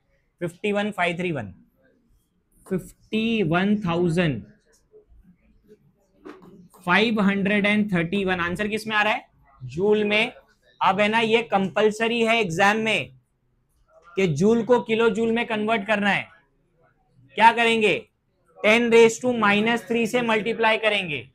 10⁻³ किया अगर आपने, 3 डेसिमल लेफ्ट में शिफ्ट कर देना, क्या मिलेगा? किलो जूल आ गया आंसर। तो भाई अब तुम्हारे को फाइनल जो कैलकुलेट करना है वो क्या करना है? Equilibrium constant. अभी लिखा ना हमने इक्विलिब्रियम कांस्टेंट का फॉर्मूला। तो ये तो हो गया काम इसका। अब सेकंड है इक्विलिब्रियम कांस्टेंट का फॉर्मूला क्या है? E not cell is equal to 0.0592 by n log to the base 10 of k।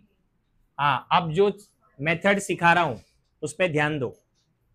देखो जो आपका k का वैल्यू है ना वो log के साथ है।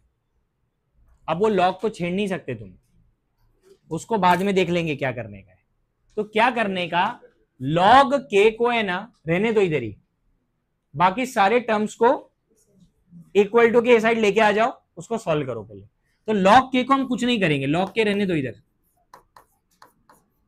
ये n ऊपर मल्टीप्लाई होगा ना, E not cell into n upon 0.0592। अब ये तो आपको मालूम है सारे वैल्यू, क्या वैल्यू है बताओ, यहां पे सॉल्व कर रहा हूं मैं। log k is equal to what is the value of E not cell, 0.267 into n का वैल्यू 2 अपॉन 0.0592। इसको सॉल्व करके पहले मुझे आंसर बताओ, राइट हैंड साइड का आंसर कितना आता है। मुझे ये पूरा आंसर चाहिए इधर, तब मैं आगे बता दूंगा अगले स्टेप में कि k कैसे निकालते हैं। जल्दी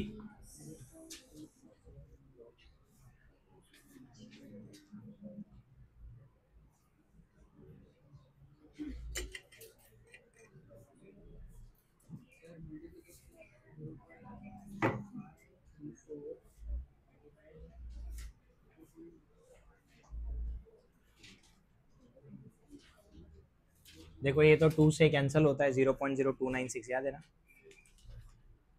अगर नहीं आ रहा है कैंसिलेशन करने हैं तो लॉग से कर लो ना, सीधा सीधा इज्जत में। वैसे तो है नहीं तुम्हारी, कमाना पड़ता है, इज्जत कमाना पड़ता है, उसके लिए पढ़ाई करनी पड़ती है, मार्क्स लाने पड़ते हैं। खाली वड़ा पाव समोसा खाते रहोगे तो दिमाग में आलू भरेगा तुम्हारे। आलू भरा ही है वैसे भी, सैचुरेशन हो चुका है अभी, सैचुरेशन पॉइंट पे आ गया है। क्योंकि मैंने पहले एग्जाम में तुम्हारे मार्क्स देखे ना, मोबाइल नंबर जैसे मार्क्स मिले लोग 984321 ऐसा कुछ, 10 लोगों के मार्क्स जोड़ा तो एक मोबाइल नंबर तो पक्का बने, ऐसे मार्क्स आए थे तुम्हारे। तो अभी क्या है, पहला टेस्ट था तो मैंने भी इग्नोर कर दिया, तो मैं जाने दो। यहाँ आया होगा, क्या हुआ, बकेट भर गया। 9.02। हाँ और आगे, हाँ अभी इसको आगे, अबे चाहिए ना आगे, 2 डिजिट और निकाल।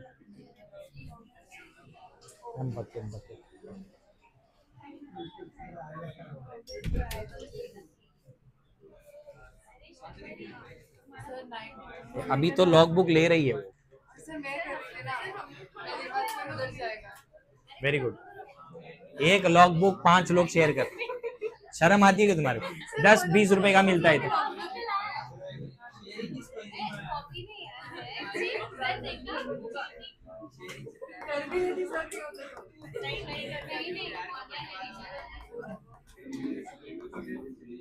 रिजल्ट शेयर करना, रिजल्ट किसी का 45% आया होगा ना, अरे सर शेयरिंग करेंगे क्या हो? अब क्या रिकॉर्ड हो रहा है, इसके लिए मैं नहीं लेके आ रहा। नहीं ठीक है चलेगा। शेयरिंग इज केयरिंग बोल रहा है। नहीं नहीं नहीं, तेरा खास दोस्त है ना, तेरे ये बाजू वाला तेरा दोस्त है, इसका मार्क्स शेयर कर लेना तू। 100 आएगा। हाँ ये सही बोला। हाँ उसके आगे, हाँ ठीक है, एक और नंबर आता है कोई, हाँ चलेगा, जरूरत नहीं है, मैंने लिखा है वो आगे, मल्टीप्लाई किया था कैलकुलेटर पे। सुनो इधर, अगर साइलेंट, आंसर पे अभी ध्यान दो भाई, यहाँ के बाद अभी क्या करना है वो सुनो। अपने को के का आंसर नहीं आया अभी, लॉग ऑफ के आया है, ये अपने को के चाहिए, इक्विलिब्रियम कांस्टेंट। अभी अगर तुम लॉग से कर रहे हो तो देखो ये वाला डिजिट तुमको नहीं मिलेगा, 3 नहीं मिलता एक्चुअली, 4 ही डिजिट है ना उधर। तो हम क्या करेंगे, इस लॉग को हटाने के लिए taking anti log on both sides, ये रूल है अपना बेसिक मैथमेटिक्स का, taking anti log on both sides. अगर आप दोनों साइड में एंटी लॉग लेते हो तो लेफ्ट में ना लॉग और एंटी लॉग क्या हो जाएगा, कैंसिल हो जाएगा। तो आपका लॉग एंटी लॉग कैंसिल हो जाएगा तो क्या बचेगा, के, और राइट में आपको एंटी लॉग लेना पड़ेगा इस नंबर का। 3 लिखना है तो लो, नहीं लेना है तो मतलब कोई प्रॉब्लम नहीं मेरे को, 4 डिजिट है ना यहाँ पे। आप सुनो, एंटी लॉग पहले भी बता चुका हूं, डेसिमल के बाद जो नंबर आ रहे हैं उनका 0.02 का 0, और मैंने 3 भी लिखा है, देख लो जरा 3 भी कितना है आगे, 0.02 का 0 और 3, 0.02 का 0 और मीन डिफरेंस में 3, 1048 हाँ मतलब 1.048 करेक्ट। तो इसका मतलब वैल्यू, जगह ही नहीं बची, दिखेगा क्या तुम्हारे को? ये देखो यहां लिख रहा हूं, इधर लिख रहा हूं मैं। So k is equal to 1.048। What about this 9, 10? मैंने क्या बोला था? सेल्फ स्पॉन्टेनियस होने के लिए k का वैल्यू ग्रेटर देन 1 आना चाहिए। ये तो बहुत बड़ा आया। तो बड़ा वैल्यू आने का मतलब है कि आपका जो रिएक्शन है वो फॉरवर्ड डायरेक्शन में जा रहा है। मैंने 11th में पढ़ाया था, जान दो अभी। इतना याद रखो कि वो जो 9 है ना, 9 वो 9 पावर में गया है। दिख रहा है कि नहीं दिख रहा है भाई?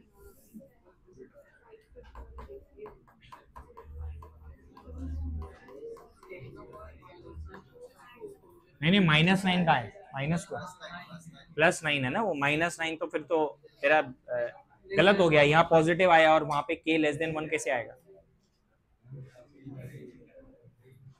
समझा क्या? Again it is a 3 marks का न्यूमेरिकल है।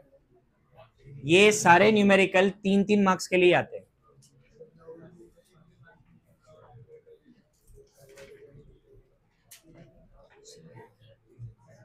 अब है ना, जो मैंने वर्कशीट न्यूमेरिकल का पोस्ट किया था उसके अंदर सारे फॉर्मूले अब मैंने पढ़ा दिए। अब तुम सारे क्वेश्चन सॉल्व कर सकते हो, क्योंकि इसके बाद अभी जो भी बचा है वो पूरा थियरी है, उसमें कोई न्यूमेरिकल नहीं है, कुछ भी नहीं है। सिर्फ मेरे को थियरी पढ़ाने का है, चैप्टर खत्म हो जाएगा। तो अब जितने भी फॉर्मूले हो गए और जितने भी टॉपिक्स हमने अब तक के पढ़े न्यूमेरिकल वाले, वो खत्म हो गया पूरा। ठीक है, अब इसके ऊपर अपन है ना एमसीक्यू करते थोड़े से। अब तुमको एमसीक्यू फटाफट आ जाना चाहिए, क्योंकि फॉर्मूला हमने सिखा दिया है इधर पे।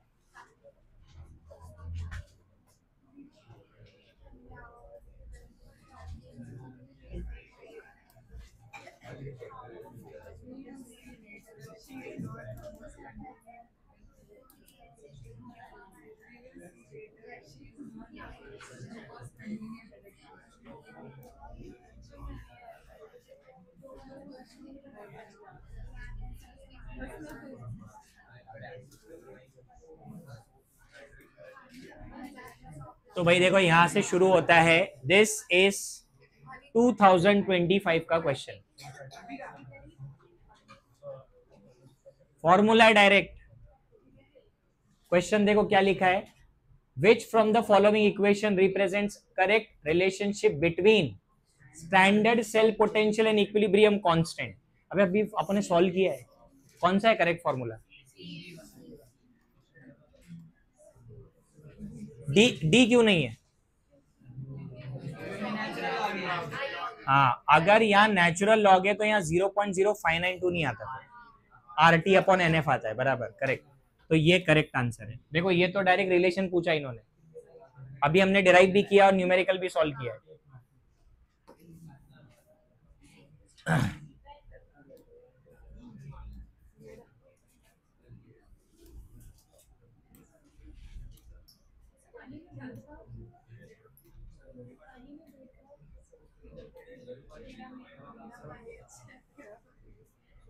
ये भी इसी साल का है, ओए ध्यान दो इधर। ये भी ये 2025 का ही है। ठीक है, अब यहाँ पे ना इधर थोड़ा टाइपिंग मिस्टेक है, ये ई नॉट है। The E not of this cell is how much? तो ई नॉट तो गिवन है।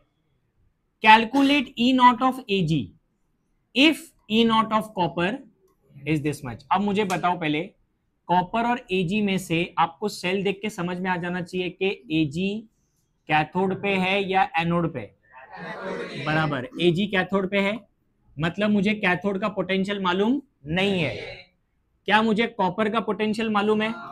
कॉपर एनोड पे है, और मुझे ई नॉट सेल मालूम है, मतलब मेरा फॉर्मूला वही लगेगा। तो ई नॉट सेल देखो पूरा लिख देता हूं, सुनो इधर। कैथोड पे कौन है?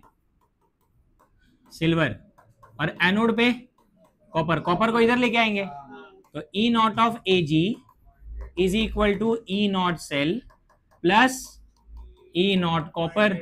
सेल का पोटेंशियल कितना है? प्लस 800 हो गया है, तो बराबर है क्या? ठीक है, तो ये तो 1 मार्क के लिए ठीक है, मतलब ये तो अपन फटाफट कर सकते हैं।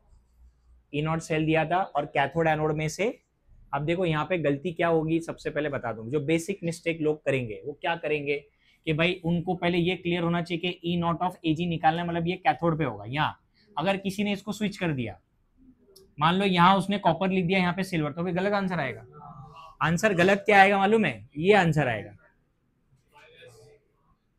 आंसर ये आएगा, वो भी दिया उन्होंने, फिर अपन खुश होके घर जाएंगे, मैं तो सी मार्क किया था और गलत मिला।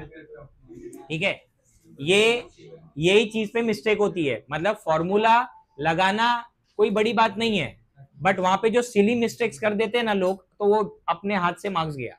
सिली मिस्टेक्स को अवॉइड करना है। सेल तुमको जब दे दिया ना यहाँ पे, तो वो इसीलिए दिया ना कि तुम आइडेंटिफाई कर लो भाई एनोड कौन है और कैथोड कौन है।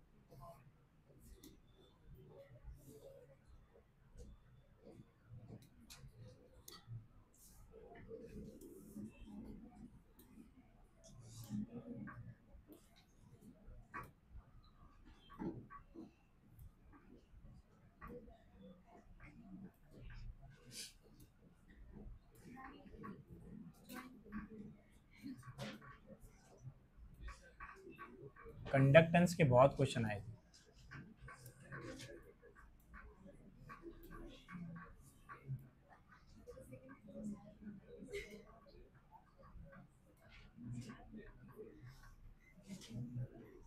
बताओ अभी देखो, वापस से ना यहाँ सॉल्व नहीं करना है कुछ।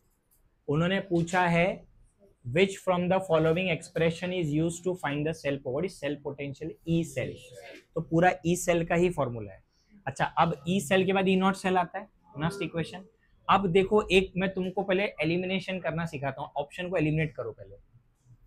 ई नॉट सेल के बाद होता है -0.0592 अपॉन एन। पहले चेक करके बताओ इधर एन कितना आएगा, इधर भी एक मिस्टेक है, कॉपर का भी +1 +2 में। हाँ, 2 लॉस हो रहा है 2 गेन हो रहा है, मतलब 0.0592/2, जिसका आंसर कितना होता है 296। अब ऐसा 2 ही जगह लिखा हुआ है, इनको हटा दो। हाँ, अब आपको आगे प्रोडक्ट और आयन में जो कॉन्सेंट्रेशन लिखा है वो बराबर है क्या चेक करना है। तो उसके लिए देखो, कैडमियम है ना इधर, तो कैडमियम किस में कन्वर्ट हो रहा है 2+ में बाय लूजिंग 2 इलेक्ट्रॉन, और कॉपर जो 2+ में था वो कॉपर बन रहा है। तो अब इनका नेट सेल रिएक्शन चेक कर लो, cadmium solid, copper 2+, cadmium 2+ and copper, क्या ये प्रोडक्ट में है और ये रिएक्टेंट में। प्रोडक्ट में मतलब ऊपर आना चाहिए, रिएक्टेंट मतलब नीचे। अब बताओ प्लस आएगा कि माइनस आएगा इधर? ये है करेक्ट एक्सप्रेशन, समझा? एन का वैल्यू 2 है ना उधर, देख लिख दिया अभी मैंने।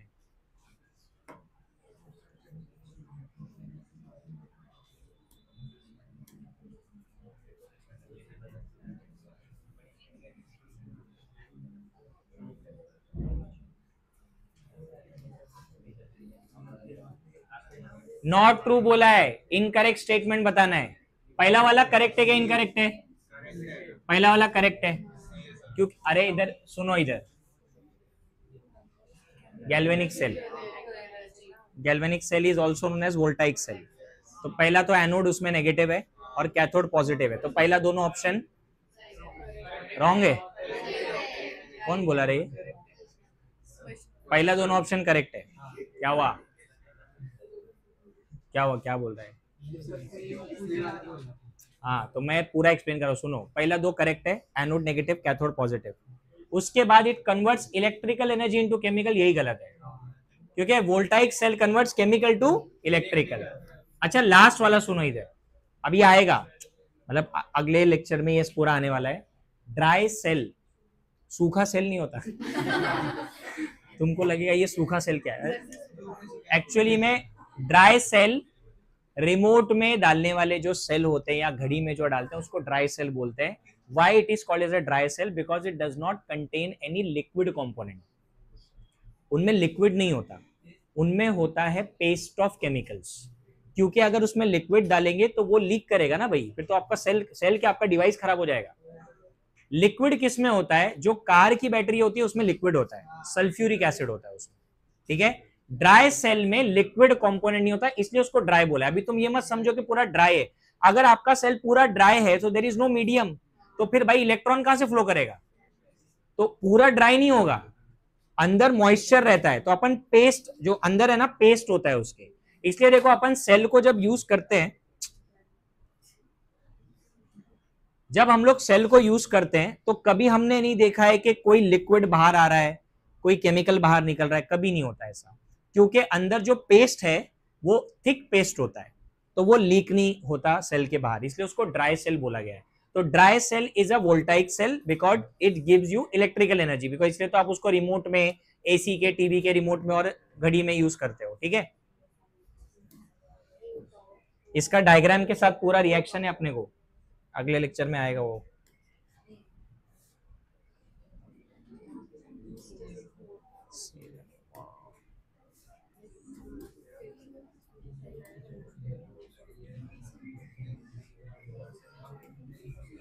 हाँ, अभी सॉल्व किया है अपन ने इक्विलिब्रियम कांस्टेंट.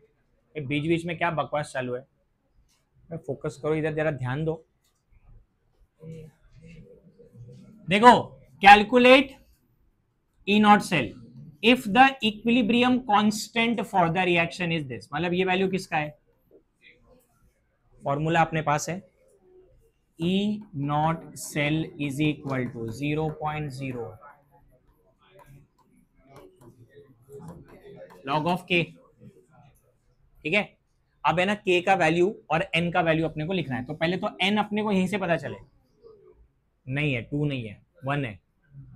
अरे गधो, ये +1 से +2 हो रहा है, एक इलेक्ट्रॉन लॉस कर रहा है.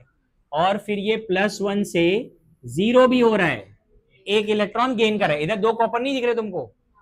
2 Cu+ है ना, तो एक +1 से +2 हो रहा है, एक +1 से 0 हो रहा है. एन का वैल्यू 1 है इधर, तो इट इज 0.0592. अब लॉग ऑफ 1.2 इंटू कितना है? सुनो, उसको ना 12 बना देंगे अपन, डेसिमल में सॉल्व नहीं करेंगे, उसको 12 करेंगे. 12, अगर उसको 12 कर दिया ना तो 5 हो जाएगा ना उधर पावर में. हाँ, अब देखो यहाँ पे ना आधे लोग ये क्वेश्चन छोड़ देंगे सोच के कि सर लॉग कैसे निकालेंगे, अभी 12 का हमको तो नहीं मालूम. देखो क्या है ना, लॉग 12 नहीं मालूम है, लेकिन log 12 कैन बी 4 into 3 और 6 into 2. तो मैं क्या करूंगा, इस नंबर को ब्रेक करूंगा, ऐसे लिखूंगा मैं एग्जाम में. log of 12 मेरे को अगर निकालना होगा ना तो आई कैन राइट 4 into 3. अरे बराबर है, दिस इज log. अभी सीखो, इसको सीखो, नहीं तो फिर ऐसे क्वेश्चन तुम छोड़ के आओगे. साइलेंट साइलेंट, इधर ध्यान दो. What is 4 into 3? 12 होता है. बट अब ये फॉर्मूला बन गया log of a into b, which is actually log of a. अब है ना, log 4 is actually log 2 का स्क्वायर. log 2 का स्क्वायर. और बेटा log 2 का स्क्वायर मतलब क्या मालूम? 2 log 2. अब मैंने आपको बोला था कि भाई log 2 रट्टा मार लो, और ये जो है ना log 3 मेरे को याद है इसलिए मैं लिख रहा हूं, 0.47 होता है. लॉग बुक में देख लो, log of 30 देख लेना, ऐसी कुछ होगा. नहीं देते. हाँ, तो मैं बता रहा हूँ ना अभी क्या करना है, पूरा ट्रिक बता रहा हूँ क्या करना है. सुनो इधर, अभी आ गया, इसको मल्टीप्लाई करो 2 से, 0.60. मतलब आपका log of 4 जो है ना वो आपके log of 2 का डबल है. तो ऐसे ही ना आप log of 8 भी निकाल सकते हो, क्योंकि log of 8 2 का क्यूब होता है. नहीं होता? तो वो 3 नीचे आएगा, वो 3 log 2 हो जाएगा. log 2 तो फिक्स है, इंटू 3 0.90 आएगा, ट्रिपल. तो ये ट्रिक्स है भाई. 2 का log, मेरे को 2 मालूम है ना, 2 के मल्टीपल्स के मैं बहुत सारे log निकाल सकता हूँ. 16 का भी निकाल सकता हूं मैं, लॉग ऑफ 16 4 लॉग 4 का स्क्वायर, या फिर 2 रेज टू 4, 2 2 जा 4, 2 जा 8, 2 जा 16, 2 के मल्टीपल निकालना बहुत इजी है। तो अब सुनो, इनको मल्टीप्लाई करेंगे, कितना हो गया ये 0.60 और 0.47 ऐड कर देंगे, कितना हो रहा है ये 1. हाँ अब सुनो इधर, मैंने पूरा लॉग नहीं निकाला, मैंने खाली 12 का लॉग निकाला है। अभी बाजू में एक और नंबर है, हाँ तो अब ये बीच में कौन सा साइन है, मल्टीप्लाई है ना। तो अब क्या हुआ मालूम है, इधर ध्यान दो, 0.0592 log टू द बेस 10, ठीक है। अब अंदर मैंने 12 का तो निकाल लिया, प्लस अभी क्या बचा मालूम है, इसका लॉग। इसको ऐसा लिखता हूं तो तुम कंफ्यूज हो जाओगे, रुको ध्यान से सुनो मैं क्या बता रहा हूं। एक्चुअली अपने को ऐसा निकालना था, log ऑफ 12 प्लस, समझा क्या, कुछ ऐसा चाहिए था हमको। तो ये वाला पार्ट तो सॉल्व हो गया ना मेरा, तो उसका आंसर कितना आया, हाँ तो ये 1.07 आ चुका है। अब ये log a raised to b है, तो 5 किधर जाएगा, नीचे, तो ये हो जाएगा 5 और बचेगा क्या, log ऑफ 10। कल ही बोला था log 10 1 होता है, कल ही लिखा था यार इधर, log 10 is 1, log 1 is 0, तो ये तो 1 हो गया log 10, इधर 5 बचा, 5 प्लस दिस 6.07, 6.07 आ गया। अब बस अभी मल्टीप्लाई करके आंसर बताओ, 6.07, log 10 1 होता है रे भाई, यार तुम ना इतना सिंपल सिंपल भूल जाते हो यार। log 10 0 नहीं होता है, log 10 is equal to 1, log 1 0 होता है।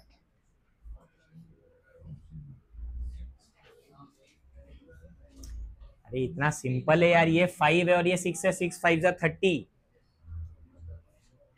ये क्या ये आंसर आएगा, मल्टीप्लाई कर रहे हो गधो, एंट्रेंस एग्जाम में तुमको यार। ये 5.9 है, अरे डेसिमल हटाओ ना यार, डेसिमल को क्यों बीच में लाते हो। 5.9 इज अप्रोक्सीमेटली 6 इंटू 6 36 है इधर आंसर। माइनस में तो आंसर आएगा नहीं, माइनस में क्यों नहीं आएगा आंसर, बिकॉज योर के का value is very greater than 1, तो your E not cell is always positive, तो ये आंसर तो कभी हो ही नहीं सकता, ठीक है।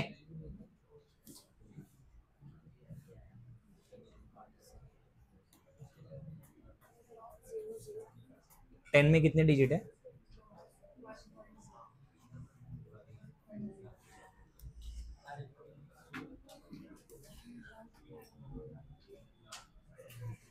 हाँ इधर ध्यान दो। अब ऐसा क्वेश्चन, अरे भाई log ऑफ 10 1 होता है गधो, ये इधर खुसुर फुसुर चालू है ना अभी तक। ये 10 में 2 डिजिट है, मतलब 1 पॉइंट उसके बाद log ऑफ 10 आएगा, जो कि 0 0 0 0 होता है।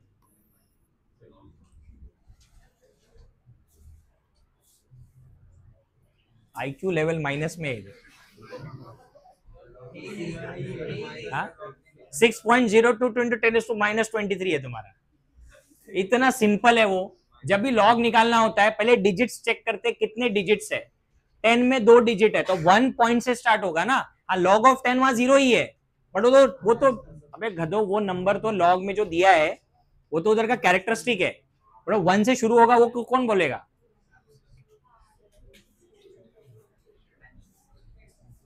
अभी तुमको जेई का सिखाने का कि log 1 निकालने का और 10 निकालने का सीख, क्या मेरे को समझ में नहीं आ रहा।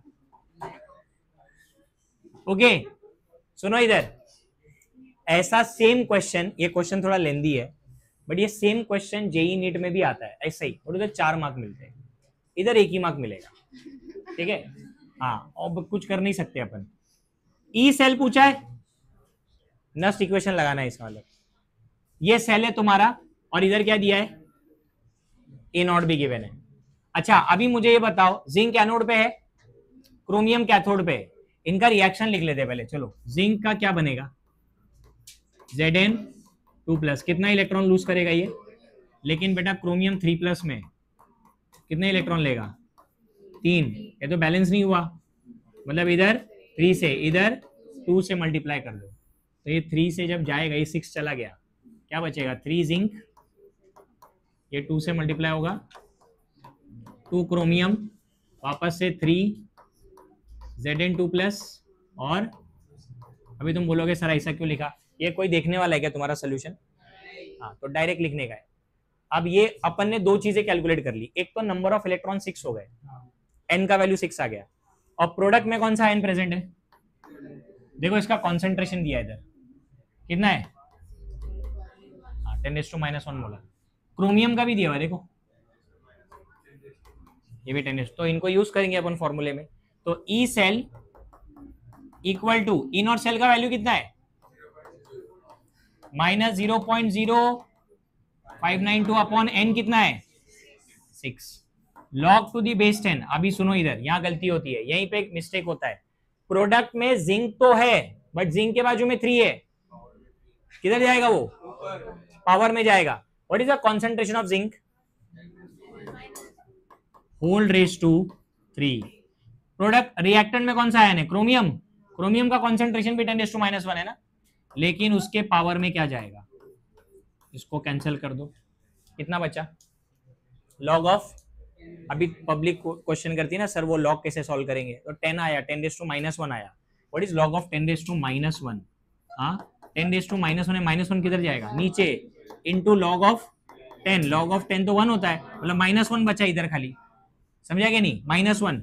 अब इधर आया आपका 0.02 माइनस 0.0592 अपॉन 2 इंटू क्या -1, ये माइनस क्या हो जाएगा, प्लस हो गया, कौन सा, हाँ सॉरी इधर 6, तो 0.02 माइनस और माइनस प्लस 0.0592/6। अब सॉल्व कर लो, आएगा आंसर, उसको डिवाइड करो 6 से और 0.02 में ऐड कर दो,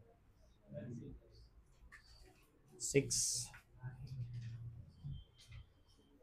9 जा 54,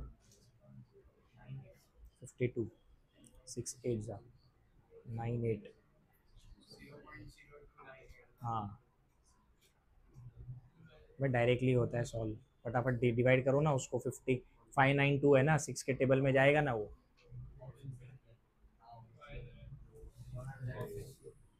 .03 आंसर है। इसको डिवाइड करो, इसमें ऐड कर दो, इसका ना आंसर जो है ना 0.0997 समथिंग कुछ 98 ऐसे कुछ आता है, ये 0.02 है, तो इट इज 0.029 के आसपास आएगा, 0.029 विच इज 0.03। अब देखो ये दोनों आंसर कभी आ सकता था नहीं, क्योंकि आप इधर पे देख रहे हो ई नॉट सेल आपका क्या है, प्लस है, और जो इधर पे देखो आंसर, इधर पे भी साइन कौन सा है, प्लस का साइन है, तो आंसर तो पॉजिटिव ही आने वाला है, तो नेगेटिव आंसर तो हो ही नहीं सकता, ठीक है।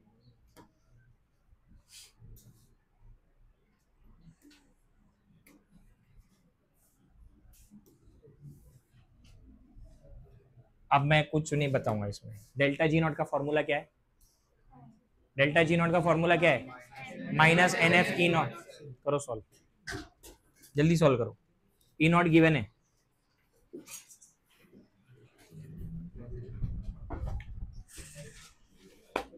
फटाफट फटाफट सॉल्व कर, सॉल्व कर, सॉल्व कर, सॉल्व कर, बात मत कर। कितना सॉल्व किया, कितना सॉल्व किया अभी तक, हाँ इतने क्वेश्चन में से इधर पे 2 लाइन नहीं लिखा है तूने, वेरी गुड, डॉक्टर स्ट्रेंज है तुम, माइंड में करते तुम, आंसर तो एक भी नहीं बताया कि सर मेरे को ये आंसर आया, हाँ तो तेरे से पहले लोगों ने बताया, मतलब तेरा कैलकुलेशन नहीं आ रहा ना,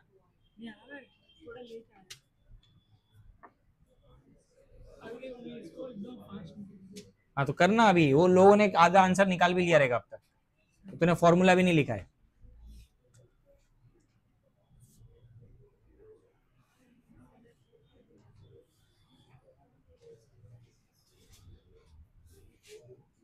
बोर्ड तो बराबर दिख रहा है, मैं बराबर नहीं दिख रहा हूँ, तुमको क्या करने का, मेरे को थोड़ी देखने का, रोज तो देखते हो, वीडियो में भी मेरे को थोड़ी देखने का आता है, जो सिखा रहा हूँ उस पर ध्यान देना।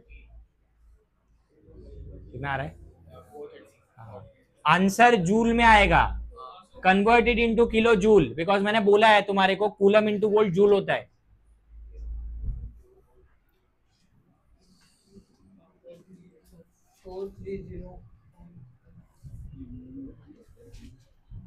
माइनस में आएगा आंसर, क्योंकि आपका जो ई नॉट सेल है वो क्या है, प्लस। तो मैंने क्या सिखाया आज, ई नॉट सेल अगर पॉजिटिव आएगा तो डेल्टा जी नेगेटिव आएगा। हाँ -430, हाँ वही है, delta G not is equal to minus n F E not cell. अच्छा रिएक्शन देख के एन पता चल गया, 2 इलेक्ट्रॉन लॉस हो रहा है 2 गेन, क्योंकि +2 का चार्ज आ रहा है ना, तो इधर पे 2 मोल ऑफ इलेक्ट्रॉन आ गया इनटू 96,500 इंटू 2.23। अब यहां पे ये कैंसिल हो गया, आपका आंसर क्या है 430। उसके बाद क्या आ रहा है, अरे 39 आ रहा है क्या, जूल में आ रहा है ना आंसर, ये जूल आंसर। इसको 10⁻³ से मल्टीप्लाई करो, क्योंकि सारे आंसर का यूनिट किलो जूल है। देखो यूनिट पे ध्यान देना है, -3 कर दो, सो इट बिकम्स 430। 39 को आप 4 लिख सकते हो।